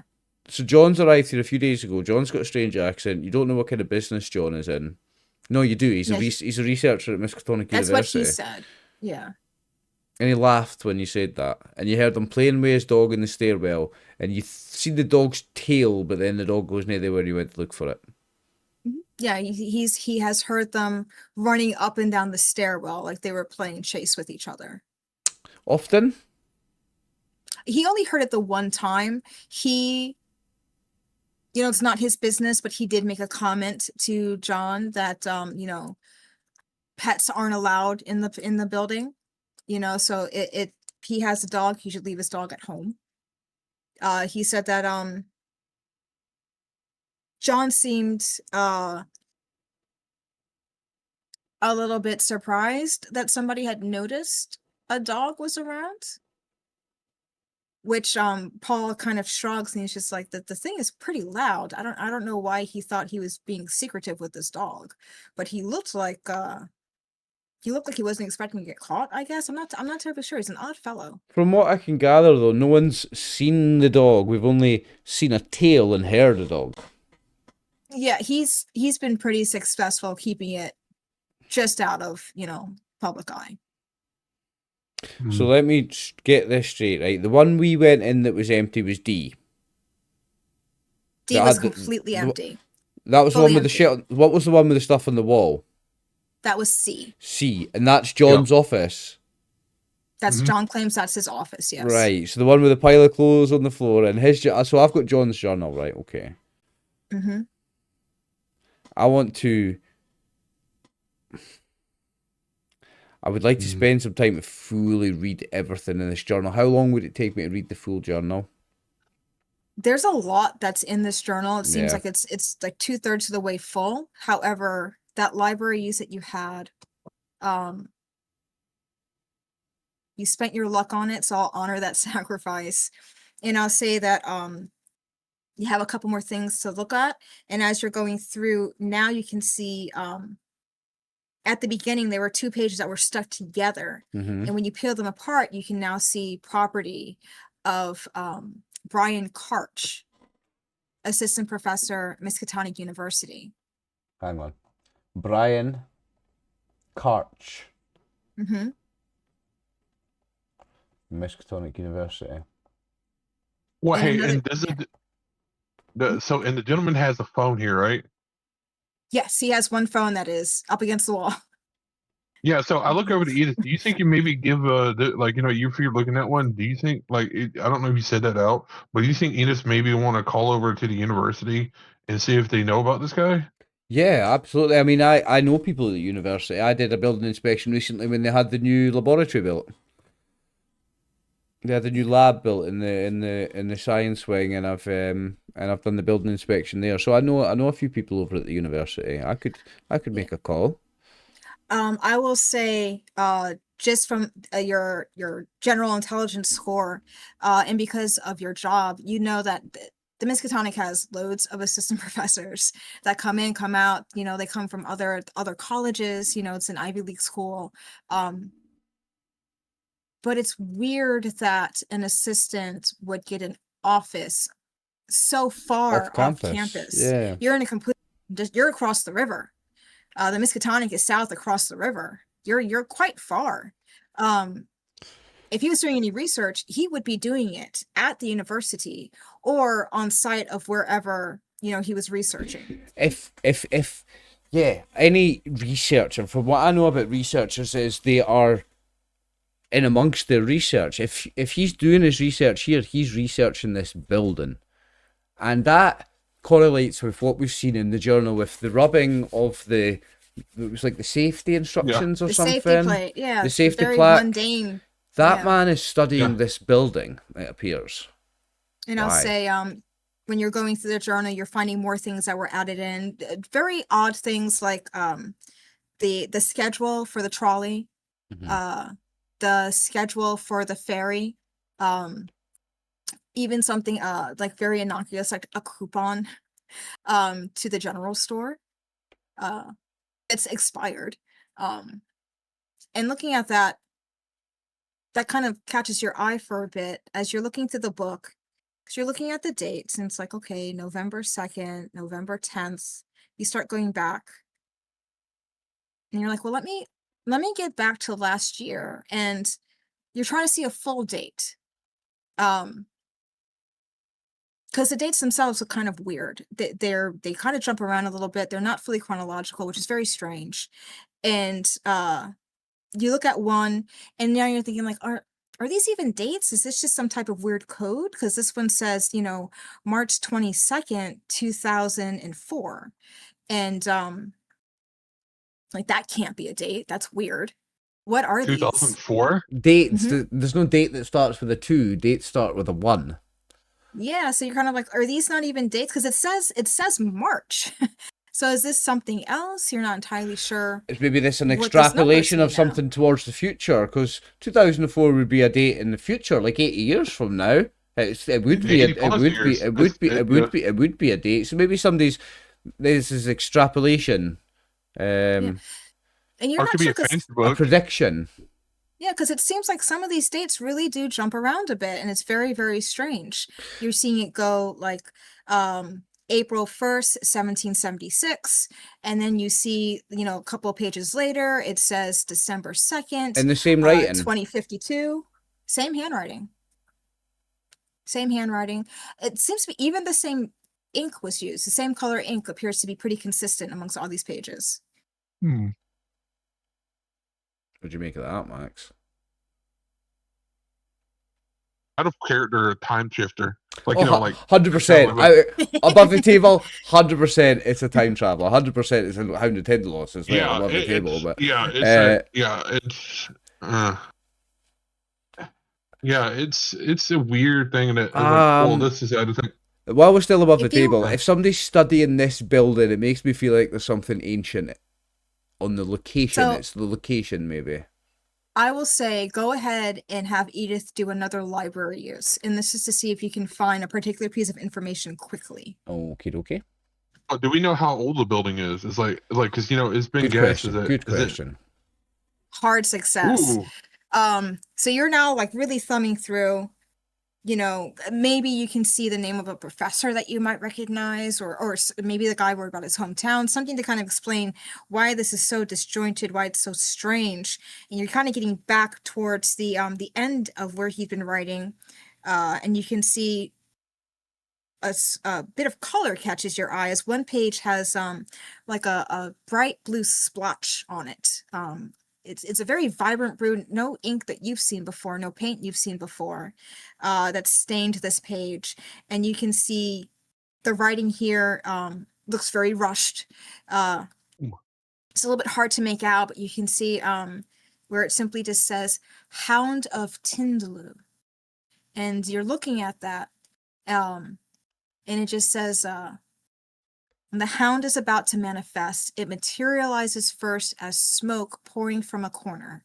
They can only enter and exit corners. It said, once a human becomes known to one of these creatures, a hound of Tindaloo will pursue that victim through any time and any place to prevent the abomination. And you see, like in the little margin, there's a little happy face where it just says, "I'm an abomination." Happy face. I'm an abomination. It's like, "I'm an abomination." Happy face. And then there's more saying, looks like they picked up my scent when I was in Arizona. I'm not sure how to shake them. Going back to my own time doesn't seem to do anything. Not really sure what else to do. Maybe I can find something in old Arkham that can help. They're looking for something here. Oh, there's always weird shit to help out. Wow. Okay. I think we need to speak to this John Smith, aka what was it? What was his name? Oh, Brian Karch. Brian Karch. Yeah. I think we need to track down this Brian, aka John, and have a word with him. What do you think, Max? Yes. Do you want to still check out the bathrooms, or do you want to go to the second floor? Okay, I think we should check out the bathroom first. But I'm wondering, Birdie, if that would be an alright time for a break. Oh, absolutely. Yeah. I'll simply state that Mr. Stiglitz, as he's now leaving, he just lets you know, if you wait, he normally comes in around this time, and one of the last people to leave the building. He's one of the last people to come into the building. I think, Max, this above the table, I'm not saying this while he's there, Max, this above the table, I think we should kind of wait quietly somewhere and watch what he does when he comes in. What do you think? Well, I would say if we hide in A, because A gives us a view of C. Yep. Because I believe it's like a clear door. Is there one of those kind of clouded doors? No, these are like solid wood doors. So we don't see through if the door's closed. No, you don't see through. Yeah. Okay. Do you think we should we just have a wee lurk and see what happens when he comes in? See where he goes, what he does. Yeah. Yeah. Yeah, I think that'd be a good idea. Yeah. Let's do that. Right. How about All right. we do that after a break then? Yeah, so Edith and Ellis, they're putting a little sting operation into effect. We'll see how that pans out after the break. Sweet. All right, Twitch viewers, I'll be back in 2 minutes. Thank you very much for tuning in. See you soon. And we're back for part 2 of the night shift. Right, Max? Yeah. We are going to lay siege. We're going to do what do you call it? A stakeout. We're going to stake out room C. Excited. No, wait, are we staking? We're staking out room A from room C, or we're staking out? No. Yeah. You're staking out room C. Yeah. Okay. Yeah, so room C is over in the corner. Yeah. Yeah, we can check it out that way. Okay, let's do the stakeout. All right. Well, Paul has left. If you want, you could still explore the bathroom. It is actually it is 9:30 at night right now. So if we've got time before we're expecting him. If there's time before we're expecting him, John, or what's his name, Chuck, we're going to. Should we check the bathroom out, Max? Yeah, it looks like we check it out right there. Yeah, the bathroom will be very easy to check out. They're not Okay, let's check out the They're bathroom. bigger than they look on this map. Oh no, that's understandable. Dimension 12. The floor is probably a lot bigger. So like it's Yeah. probably like 3 or 4 times bigger. Oh yeah, that's fine. Dimensions are hard. You know, I can find it's theater to mine. So you guys like, this man is like a lot bigger. It's a lot bigger. It's all very Art Deco. It's very nice. Alice ensures that there's nobody in there before he just walks in. Are these both? Is that one bathroom on one side and one on another? Is it? Yes. So which one was it? This top one. Yes. So the gray one, that's the men's bathroom. Yes. Okay, that's the men's bathroom, right? Okay. Okay, let's go check it out. Give me any role that you think would be appropriate. Well, do you know what? It's 1920 and I'm a lady, so it will not be appropriate for me to go in there. So I'm afraid you're going to have to check that out, Ellis. No, that's what he is. He just say, be careful out here. A lady cannot go in the men's toilets. It's certainly not in 1920. It's like, Edith is a bold woman. She's not that bold. No. All right. Oh, success. Nice. Yeah. Everything looks in order. Nothing looks to be broken or anything of that nature. As you're looking through, you kind of start to squat down to look underneath.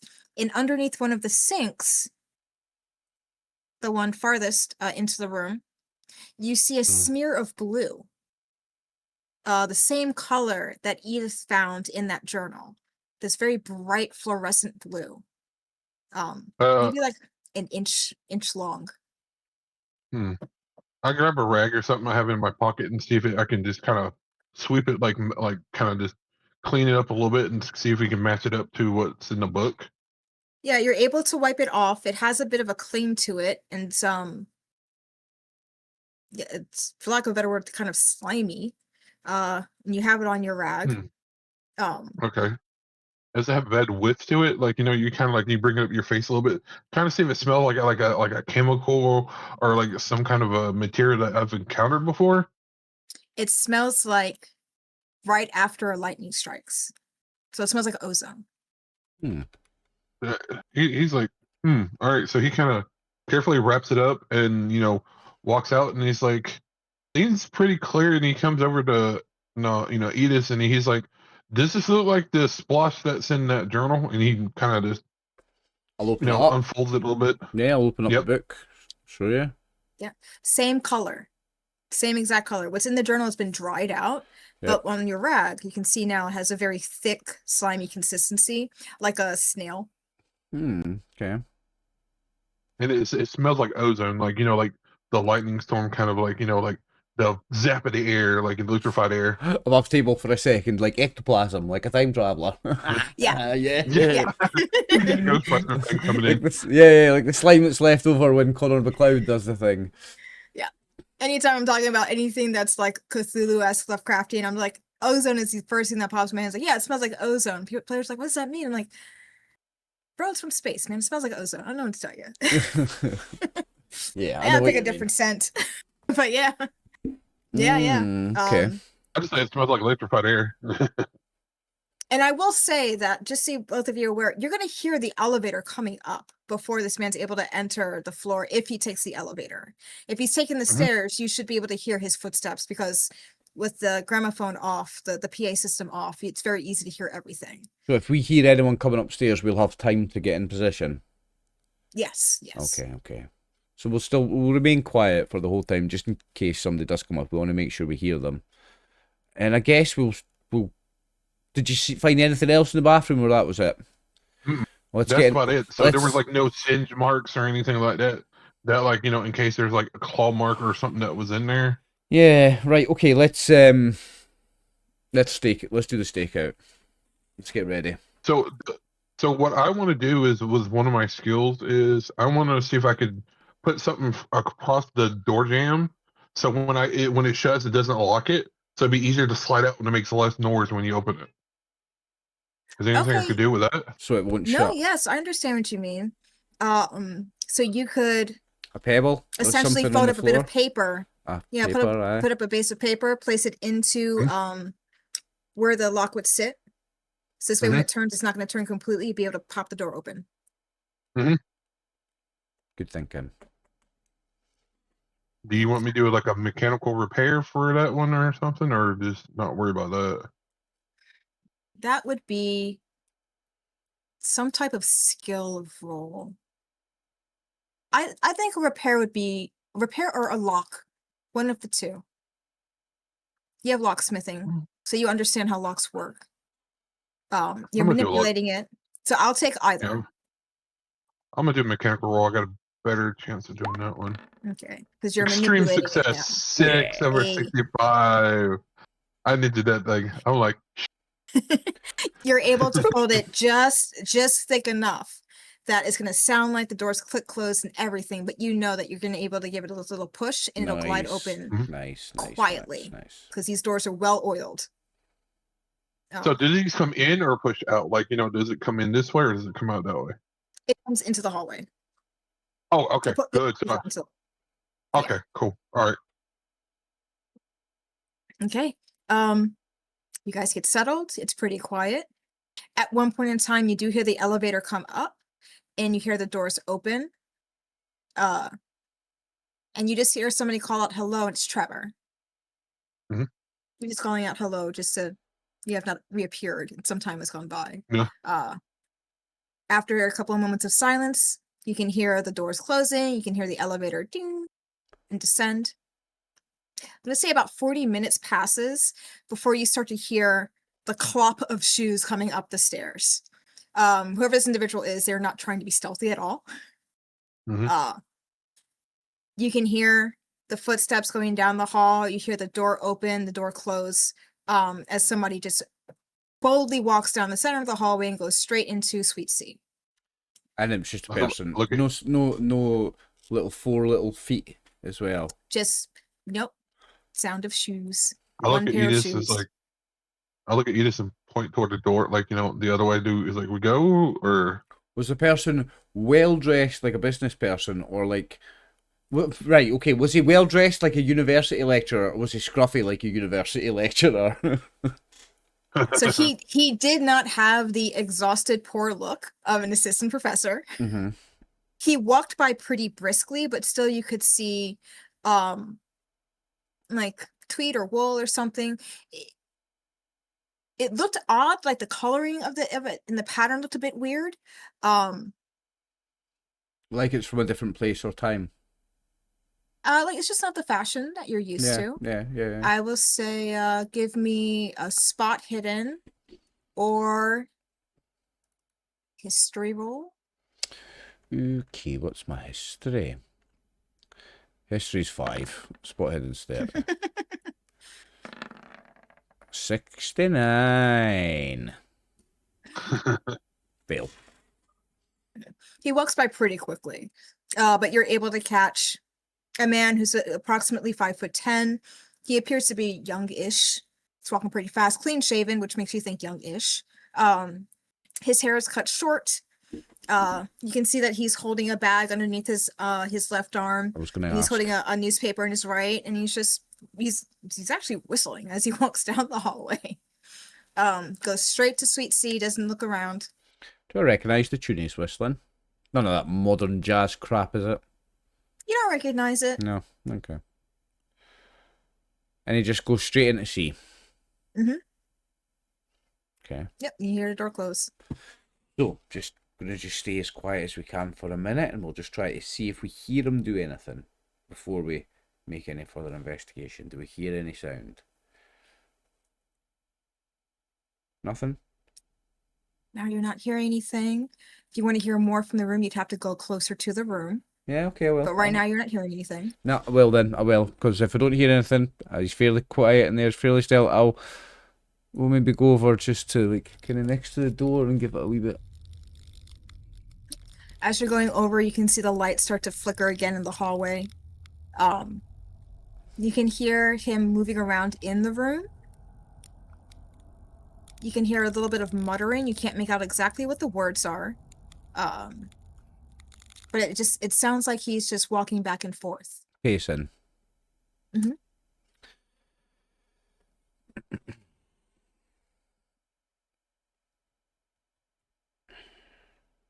Hmm. And he's muttering. Mm-hmm.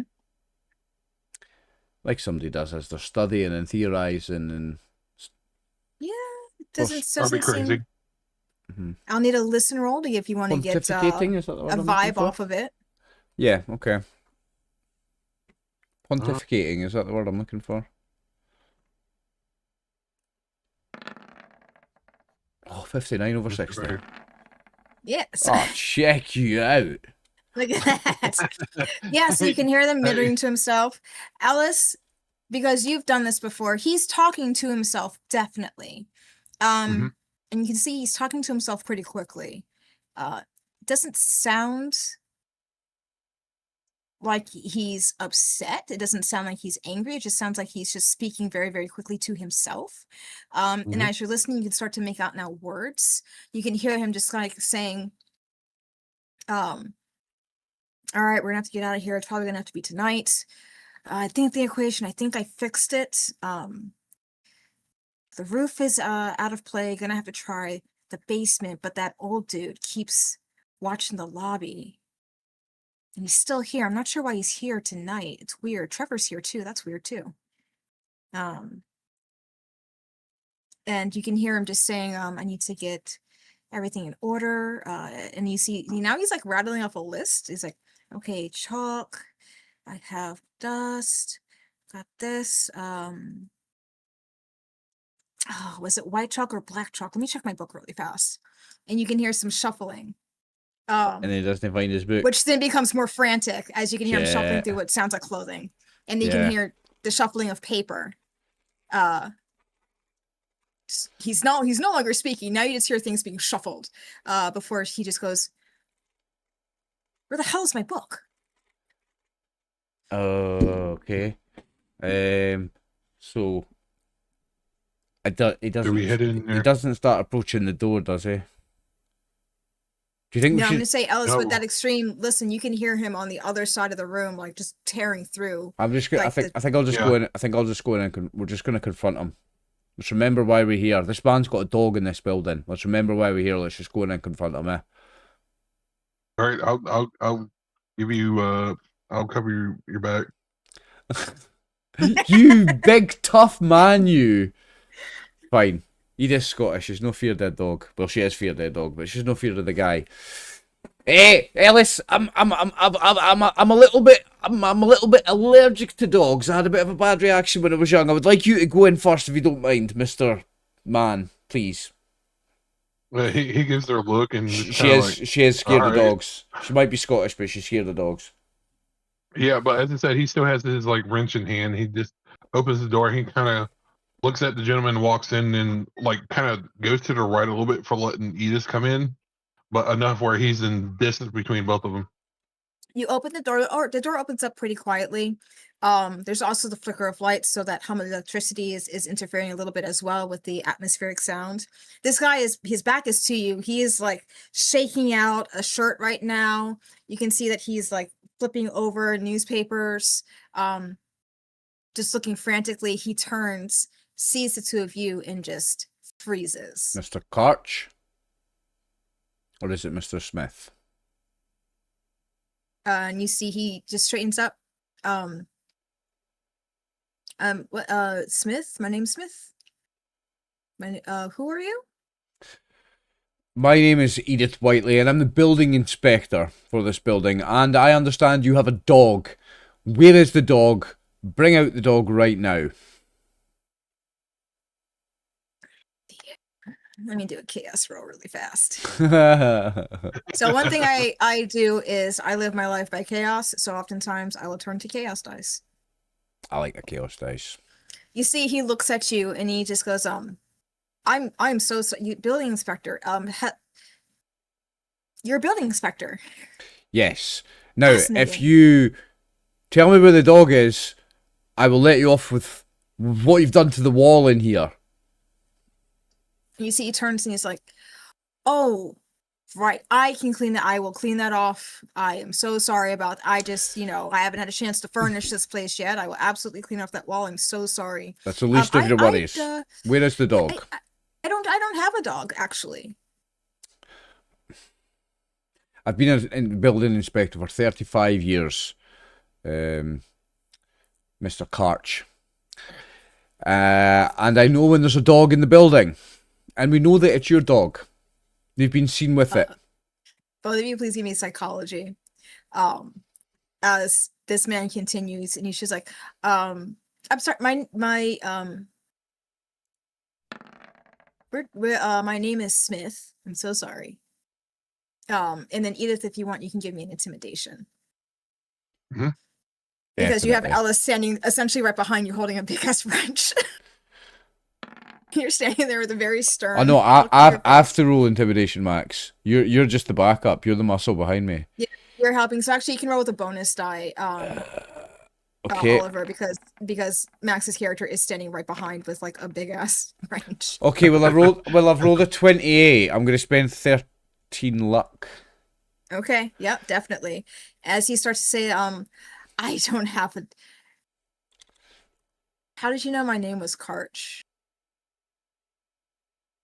I'm I'm I'm a wise woman.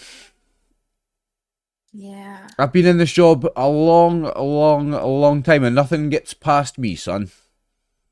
Well, one, I think that it is absolutely admirable, um, that you are in the field that you're in. I just want to put that out there. It's usually a male-dominated space, so you must be fantastic at your job. Can I have my book back, please? I need that. I need the dog out of my building.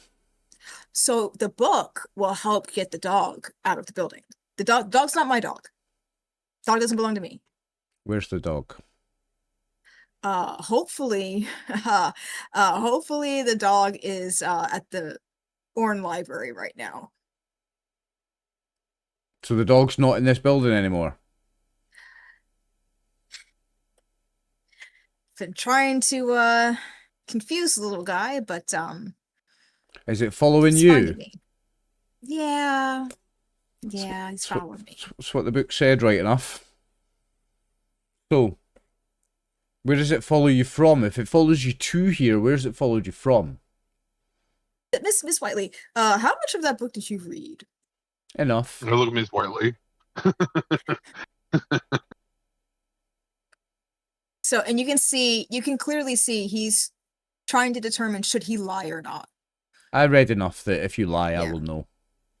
Like he was gonna lie before, but the intimidation stopped him. And he just pauses like,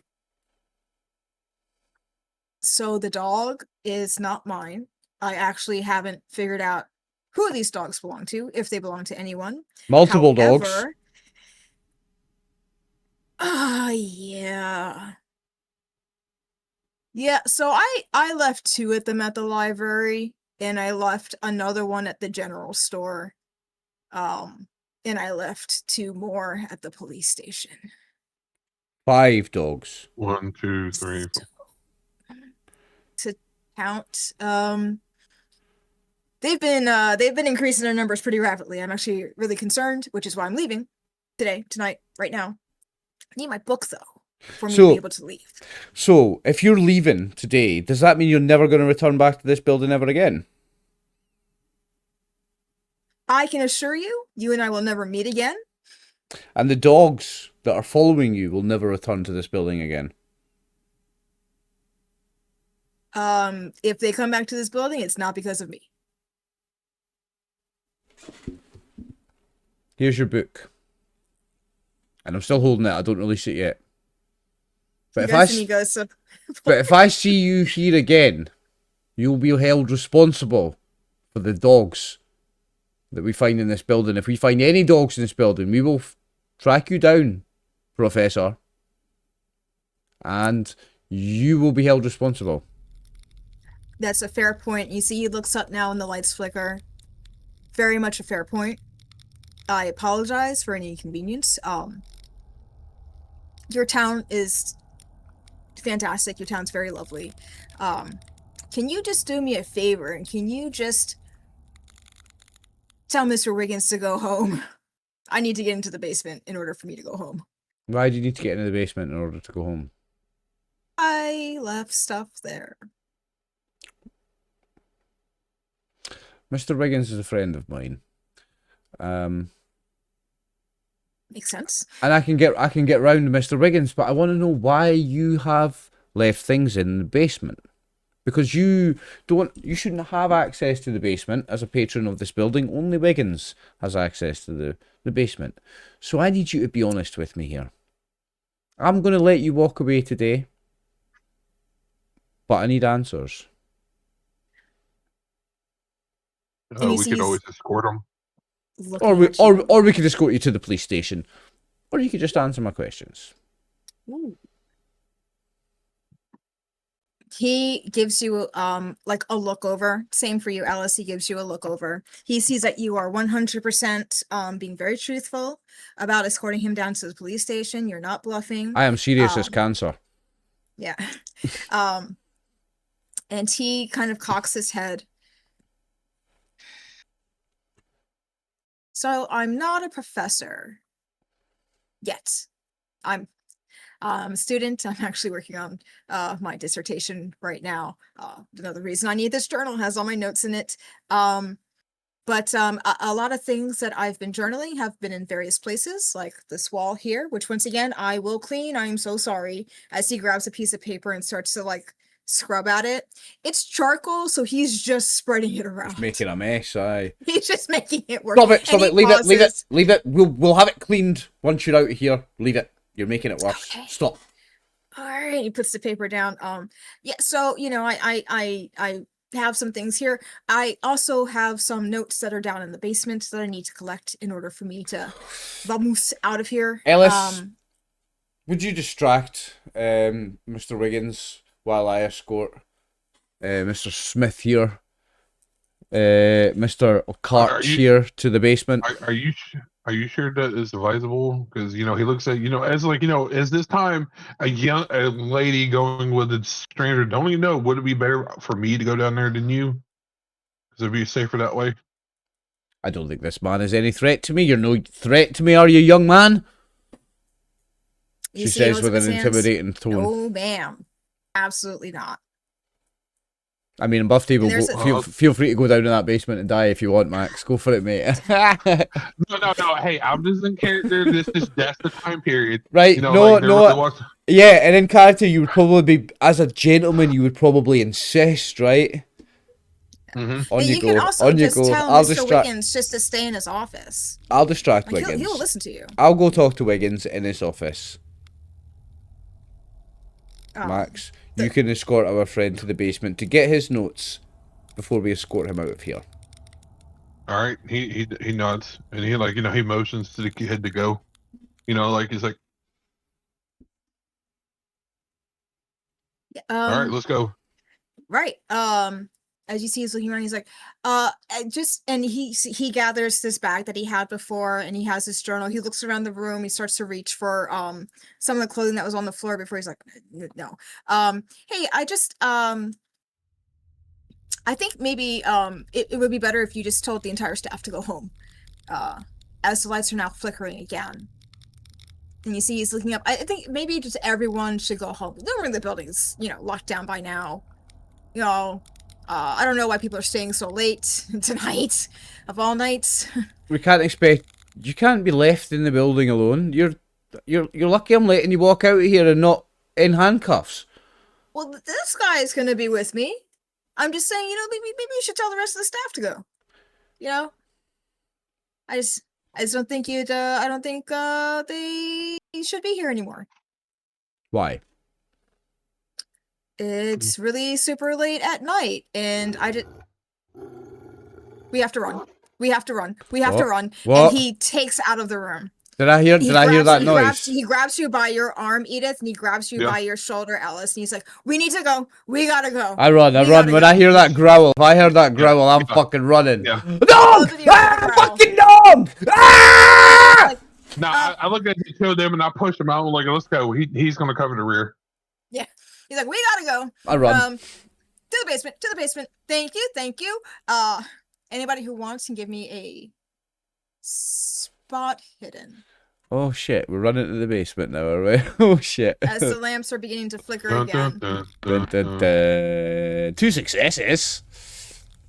You are running. Because you heard the growl. You get into this main hall. It's pretty open. It's a very wide hallway. You're not seeing anything. You don't hear any nails or anything. As you run, he darts. We'll say he darts to the right. He darts for the stairwell on the right. Follow him. And as you're entering the stairwell, you both clock something coming out of the corner right here in the T section. As you run by, something pushes out a snout, followed by bright red eyes, followed by a head. And for a second, your brain's like, oh, there's a dog stuck in the wall. And then your brain goes, not a dog. Not a dog. Nope, that's not a dog at all. I throw a wrench at it. Don't. Give me a throw. I turn and run got away throw. in the opposite direction. I was like, it's like fetch. Now, I was like, no. Here's a question, Birdie. Oh! Mechanically, LSU? Yes, sir. I have a phobia of dogs. Is this going to trigger like an involuntary action from me? So it triggered you to run right off the bat, which I would have counted as an involuntary action. Now seeing this monster dog, you're just going to run faster. Yeah. Now, unfortunately, because you run faster, you actually push in front of Mr. Karch going down the stairs. Oh, yeah. You do not get to see or assist as Ellis goes to swing and throw this wrench at this corner to hit this dog, and does not realize that a second dog comes leaping out of the bathroom, and Ellis grabs you by your arm. Ellis grabs me. No. This dog grabs Ellis. Grabs Ellis. Oh, shit. A secondary, yeah, so he threw one at a hound that's right here. A secondary hound bursts out of the bathroom and immediately latches on to that particular arm that was throwing the wrench, Ellis. So, one, I need you to roll me a 1d4. Okay. That will be the amount of damage that you take. I'll let you roll that. And then I'll need a sanity roll. Oh, hell yeah. All right, so you take 2 points of physical damage. Now please give me a sanity roll. I got 50. Uh-oh. It's okay, this makes sense, because the second dog that runs out looks like that. Oh, it's a little bit obscured. You need to drag it over. Oh, there we go. Oh! Very upsetting. Very upsetting. I'll shift him so he's in frame. Oh, yeah, that is nasty. So the first dog looks a bit like a dog. This one, you don't know what the heck is going on at this point. Because it doesn't just bite you. As its teeth crunch down, something else wraps up your arm and squeezes tight like a snake, and you feel barbs coming into your arm, and you realize it's its tongue wrapping up your arm. For you shake it off. Go ahead and roll me a 1d4. This will be your sanity loss. Okay. Oh, shit. Okay, so that's 4. 4 loss of sanity. Shit. Not 5, though. It's not a 5. Alice, go ahead and give me a strength check to see if you can get this thing off of you. Okay. Let me do that one. That is nasty. Yeah, Edith is too far gone right now with fear to notice what's happening. I'm gonna spend 20. It's time to spend that luck, mate. Spend it. Oh no, I'm gonna spend. Oh, can I push it? You can try to push your strength, or you can spend the luck. The luck will guarantee the success. If you fail, it's going to count as another fumble. Yeah, if you fail on a push, it's a fumble. Yeah. Yeah, I'm gonna spend 23. All right. You scream, and you just bring your arm straight down, and you're able to snap it out of this thing's mouth. You start to pull away, and this tongue just slides down your arm, leaving just all of these little tears and lacerations and fissures as you're realizing that tongue is completely barbed. And you enter that stairwell and you run for dear life. Yeah, it's like, yep. Fucking So that's run, all theater Max. of the mind. Fucking run. Now Yep. it's all theater of the mind because Okay. I don't. Oh, look at all that happy music that started playing. Turn You it down gotta love slightly. it. Turn it down just slightly. Yeah, I've got to trying to find it. I have the auto music on. We're just gonna go back here, so I'm not not wasting time. Oh, is it still playing? Yeah. Oh, that's so strange. Very happy music for the situation, like. That was the hold music in case you came in early. Love it. You know what? Let's get some better music on there. As you start racing down the stairs, your arm is completely shredded, Ellis, but you make it out. You're running. Drips of blood are falling as you run down the stairs. You can hear Edith and John Smith running with John just yelling, "Go, go, go, go, go, go, go!" And I'm screaming, fucking no, no, fucking no, no, no, no, fucking no, no, no, no, no. Yeah, you see Olympian grandma just like jumps 2 or 3 damn steps. You jumped the last 8 steps. You just jumped the last 8 steps down. I'm jumping cars when I get in the street. You get down to the lobby.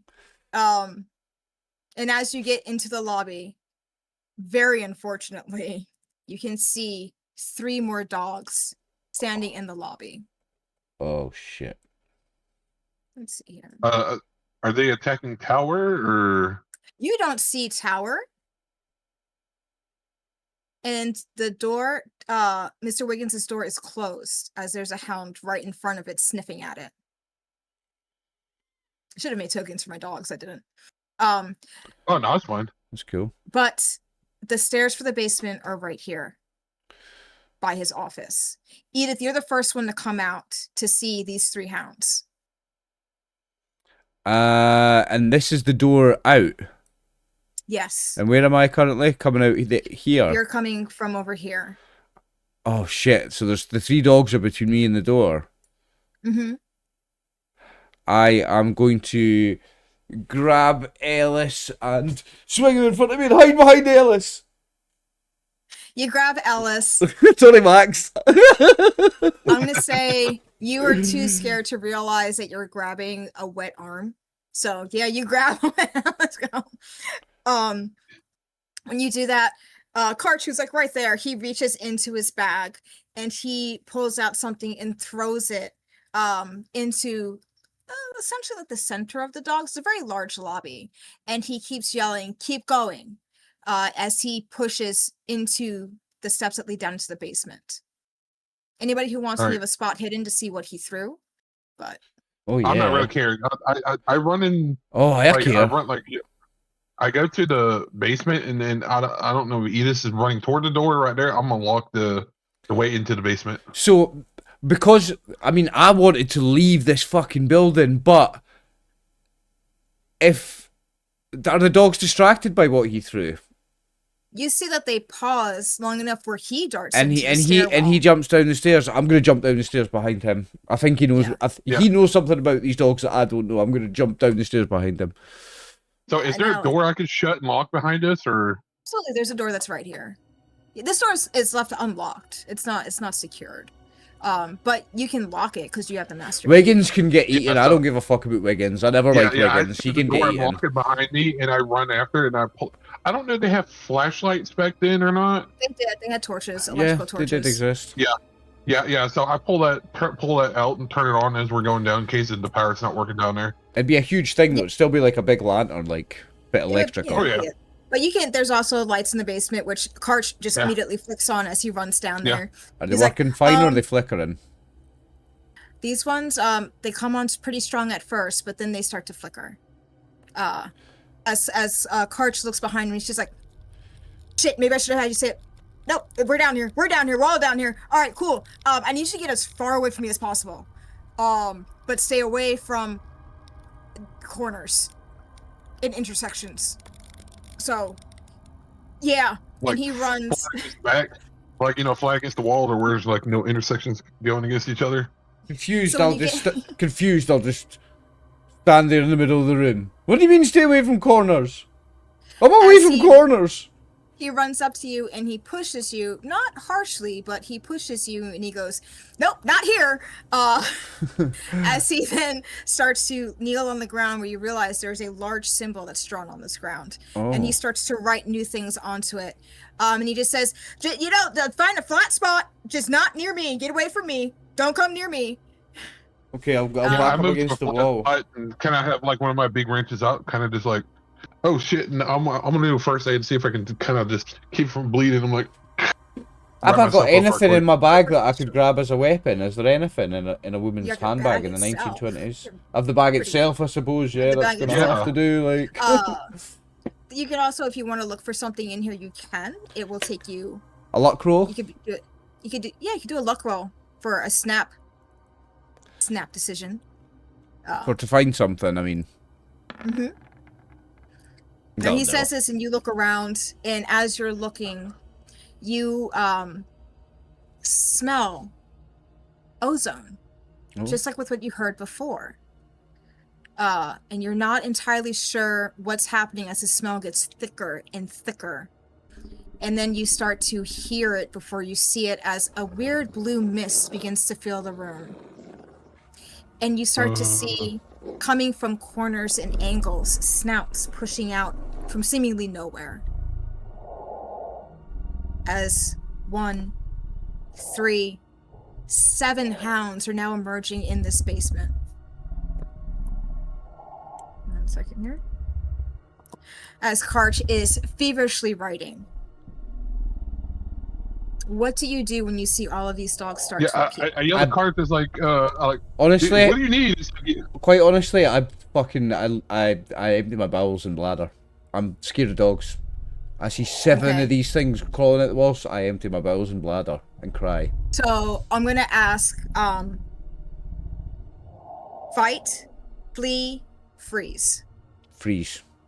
You freeze. Absolutely Alice, how about freeze. I just freeze there. I I shit yell myself. over to the John or whatever the hell his name is. Like, what? Like, is there anything we can do against these things? Like a quick like. He doesn't even look over his shoulder. He's like, just stay away from me, buddy. Do I see like a carotene, like like oil or something? Yeah. There's gas that's down here. So what it is, I pop one lid off and basically stuck a rag in it, light it, and toss it at one of those creatures, like big area of it. The Max special. All right. Give me. It's your special. It's your special move, mate. This is technically an attack roll. You can give me an unarmed attack roll, a brawl. Ooh. Forgot. Okay. System I was playing in. This is Max's special move. Yeah. This is when you know the Waiting on shit's when the shit's really hit the fan, when Max fucking flukes for a lighter. All right. So how do I click it? It's not letting me roll like a roll because there's no unarmed Brawl is a skill. for me. Yeah, just brawl. So it's under the attack. My cat's trying to disconnect my internet. I'm so sorry. Oh no. Yeah, so you should see it under the combat. Okay, Yeah. I'll be right back. 1 second. Just Oliver, can you help him with that? Yep. Piglet, no. Piglet, no. So it's on the combat tab, which is the second tab. Yeah. It's not there. She hasn't actually added them to the thingy sheet. Yeah. So just go to skills, and there should be a brawl. No, there's not. Yeah. Yeah, well, there's the brawl skill. It's like. Oh, there is. Yeah. Go to fighting on the right hand side of the thing. Brawl. On the right hand side of your sheet. Yeah, and I try to click on that one. It's not letting me roll. Are you in edit mode? No, I'm not in edit mode. I turn it. Ah, Oh, no, there you go. There you go. got it. All right. What I'm going to do, I want to do here, I am going to spend... I don't think you can What is push, it? but I don't. What? I might be wrong, but I don't think you can push, but you can spend luck on a combat. No, that's what I'm about to do, is that I'm spending 25. That leaves me 5 left. You need to spend 24 to make that a success. Yeah, You're gonna spend your luck that's what on I was that? saying. Yes. So that leaves Alright. me 6 left. Ooh. Yeah, you light this sucker up, and you friggin' chuck it. Both of you feel the heat of this fireball that you've just created as it begins to splash over, on, and around one of these hounds. Actually, I have a prettier version. Yeah, I was just trying to get, like, there's a big group of them. I was like, Look at that. That's cool. Well, it's, yeah, you get more than one. They're coming from all over the place. The dog does not like it. As he lets out a bit of like a yowl, and about 3 to 4 of these creatures turn and now face you as you've just attacked one of them. So a large one starts to emerge out of the flames. The one that you've squarely hit, like, backed up into the wall, essentially, and like disappeared. The ground's still on fire right where it was standing, but that one has backed off. Go ahead and roll me a 1d4. This is going to determine how many of the dogs are going to take interest in you. Oh, that's not too bad. So two pooches turn to these two pooches right here. They turn on you. As this is happening, you hear Karch scream out, just don't touch them, please! Ooh, he's doing good. As he has stopped writing, and he now begins to go through and start to chant something over and over again. Edith, you feel something brush against you as a dog comes out from the corner where you are and starts to walk slowly but stalkingly towards the center of the room. Does not pay you any mind as you are still. Towards him.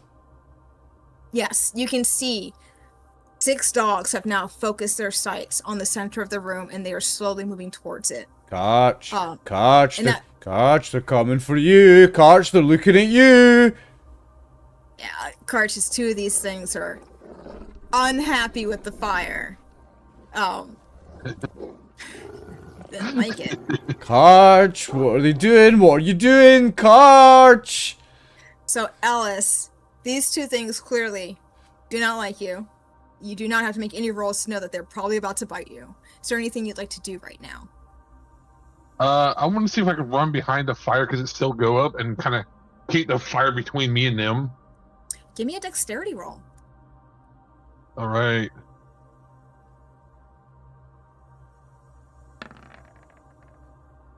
It's only 2 luck. I'm gonna spend 2 luck. 2 of his 6. You dart forward to push to get the fire between you and them as a tongue snaps right by your ear. You can feel like saliva fleck onto your neck as you get behind the fire, which is still pretty lit. And I'll say, like, if you want, you can pour more gas on it if you want to make the flame bigger. Oh yeah, no, I just grab it and start just pouring gas around all around me. Wall of fire now on one side of the room. Edith is on the other side of the room, and in the center is this man who is just chanting over and over again. He looks around. He can see that, Ellis, you are not doing good because there's 2 dogs looking at you. He turns and he sees Edith. You can see him looking past you. Doesn't say anything to you, though. But he does make eyes with you, and he gives like a very like a weak smile before he turns back looking over at Ellis. Oh, God. And you can see, Edith sees this. Ellis, you're making fire.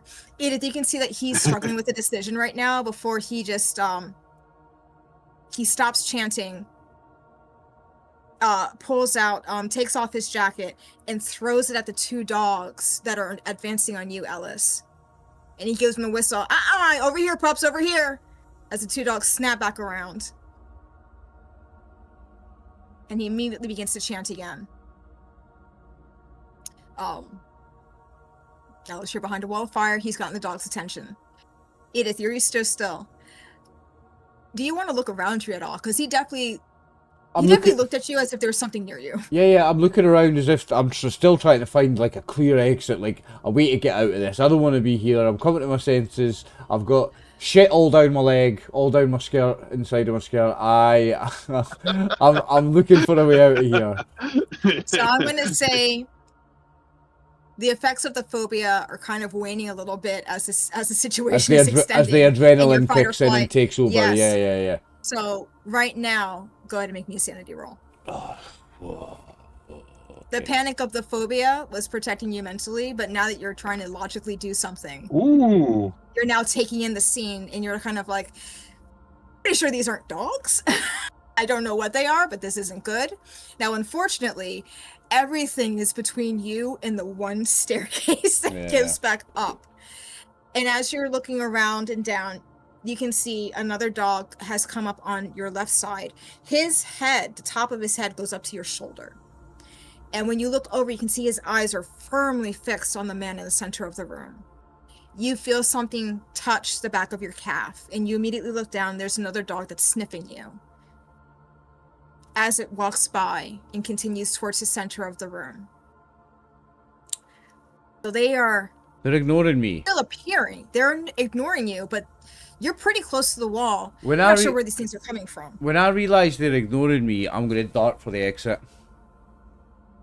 Okay.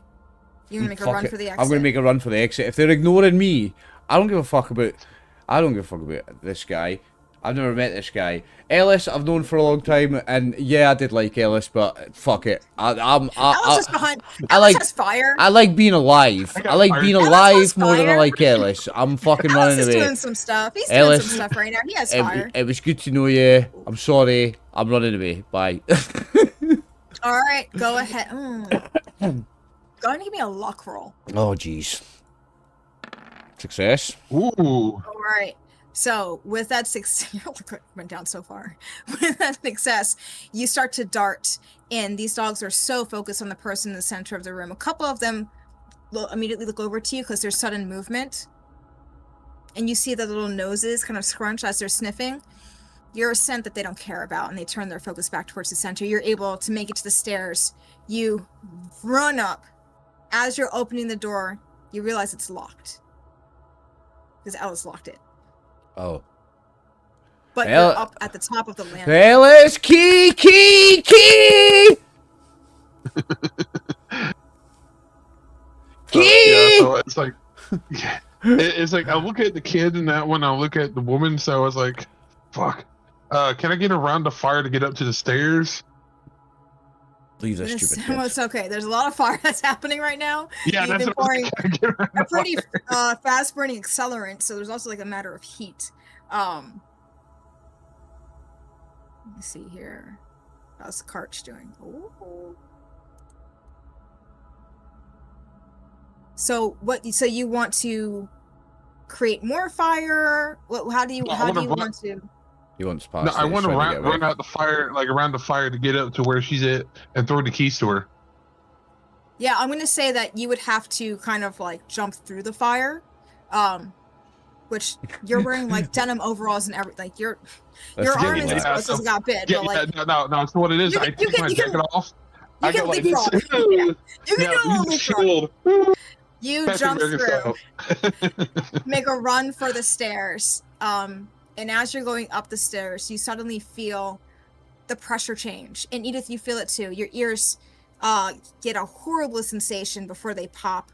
There's the smell of ozone becomes even stronger, followed by a very weird, sweet smell. There's a giant flash of white blue light. And then for a good second, you can neither see nor hear. Both of you, please give me sanity as you lose 2 senses. Dream success. Hard you guys success. are trying to get the fuck out of here. 6. I'm surviving. I'm not dying. I'm not dying today, Birdie. As you start to panic, you get that high-pitched ringing in your ears, which is nice because you're hearing something, and you can start to see shapes now forming in your vision as your vision begins to come back. Edith, you're seeing the outline of a person, which you then begin to realize is Alice. Alice, you're seeing the outline of steps as you're beginning to realize, okay, I'm on the stairs. You don't hear anything now. In regards to the growling, it has stopped. There's no growling, there's no barking. You also don't hear carts chanting anymore. The smell of ozone is now gone. The mist you saw is now gone. It's just yellow fluorescent light in this basement. And the fire. In the fire. And the hounds are gone. Do you go? You have to go down the stairs a little bit to look. Oh no! Fuck no! I'm not looking. Keys, Alice, keys! Where's the fucking keys? I for the keys. Okay. Do you look, Alice? Yeah, everything's gone silent behind you. Yeah, I'll go down. And I'm like looking down. Is like anything in there? There's nothing there. There's no dogs. You can see that there's a giant thing drawn on the floor. Some type of like weird sigil mandala looking thing. You can see a couple of boxes holding toilet paper and cleaning supplies on fire on one side of the room. No dogs, no strange man. I'll say that you can hear the sound of Edith's shoes on the marble floor as she books it out of there. There, no Edith when you get back up the stairs as well. No Edith. Yeah. Bye. I run up the stairs, bang on the janitor's door if it's open or if he's in there, and say, "Call the fire department." You just hear Wiggins just go, "Did you get the dogs? There's more than one." No, we got him. Just call the fucking fire department. There's a fire in the basement. And the door cracks open. He peeks out. He's like, "Fucking fire!" He opens the door, and you see him running out with a bucket. As he turned, "Where's the fire?" He's down the basement, and he heads out. And Wiggins runs down into the basement. Both of you make it out, and keep on. How long do you run for, Edith? I literally run until I can no longer run anymore, and I pass out in the street, like exhausted, lying on the ground. Like, or something. Yeah, I get picked up. I just go to a bar and just I probably get. alcohol. I probably get picked up and turned into a husband because I'm like, I probably just appear drunk and manic. I've shit myself. I'm sweating. I'm running. I've got no heels left on my shoes. So you're brought to the hospital. Yeah. You're brought to the hospital because they don't know what happened to you and you're a hot mess. So they bring you to the hospital, not entirely sure. What do either of you say to people that inquire what happened? Because the building was good, but there was a fire in the basement. Yeah, there was a fire in the basement. Yeah, that's about it. That's all he says. I'm not mentioning the dogs, and also I file for early retirement tomorrow. And fucking, I'm done. That's it. Retiring early. Bye, Ellis. It was great working with you. I'll never see you again. I'm off to Florida to retire. Fuck you. Bye. But He's one of the first retirees in Florida. What if they offer you a promotion? No. Give me my severance and go. I'm going to some country where they eat dogs. Well, Edith has determined that Arkham is no longer the place for her. Ellis, I guess you're maintaining your... Actually, if Edith is leaving, Ellis, you would get a promotion. Thank you, but I'm staying where I'm at.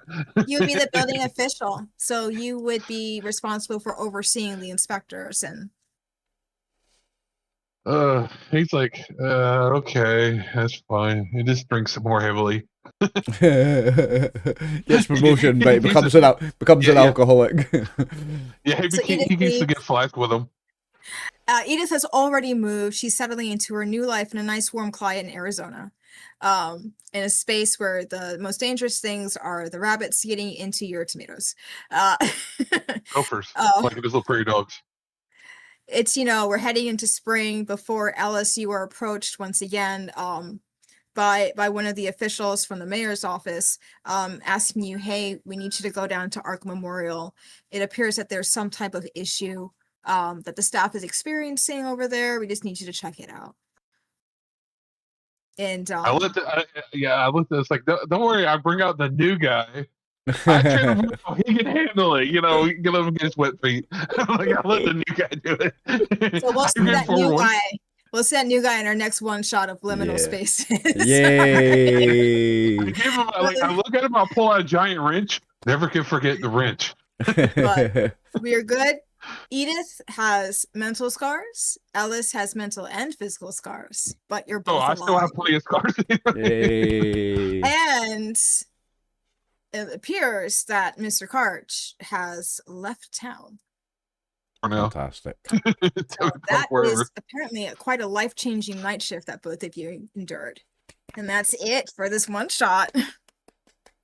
Fantastic, Nice. buddy. Fantastic. Thank you very, very, very, very, very much. Max, you were fantastic, mate. That was great. I'm really glad we did this, just the two of us. That was actually loads of fun. Let me do a quick... I thought we could always do. Anybody who Let- wants to use a we can always do it Molotov, like I'm going to say yes. Let me do a quick outro for my YouTube video, and then we'll sit and talk to Twitch for 5 minutes before we go off. We'll find somebody. No, that's fine. Okay. Yeah. So, Max, thank you very much for playing. Birdie, thank you very much for running that. That was amazing. We're going to set up the next one straight after this. Viewers on YouTube, thank you very much for watching. We are RxOliver and the gang. This is Call of Cthulhu, the Night Shift. See you soon for another one of Birdie's amazing Call of Cthulhu one-shots. Thank you very much for watching. Good night. Bye.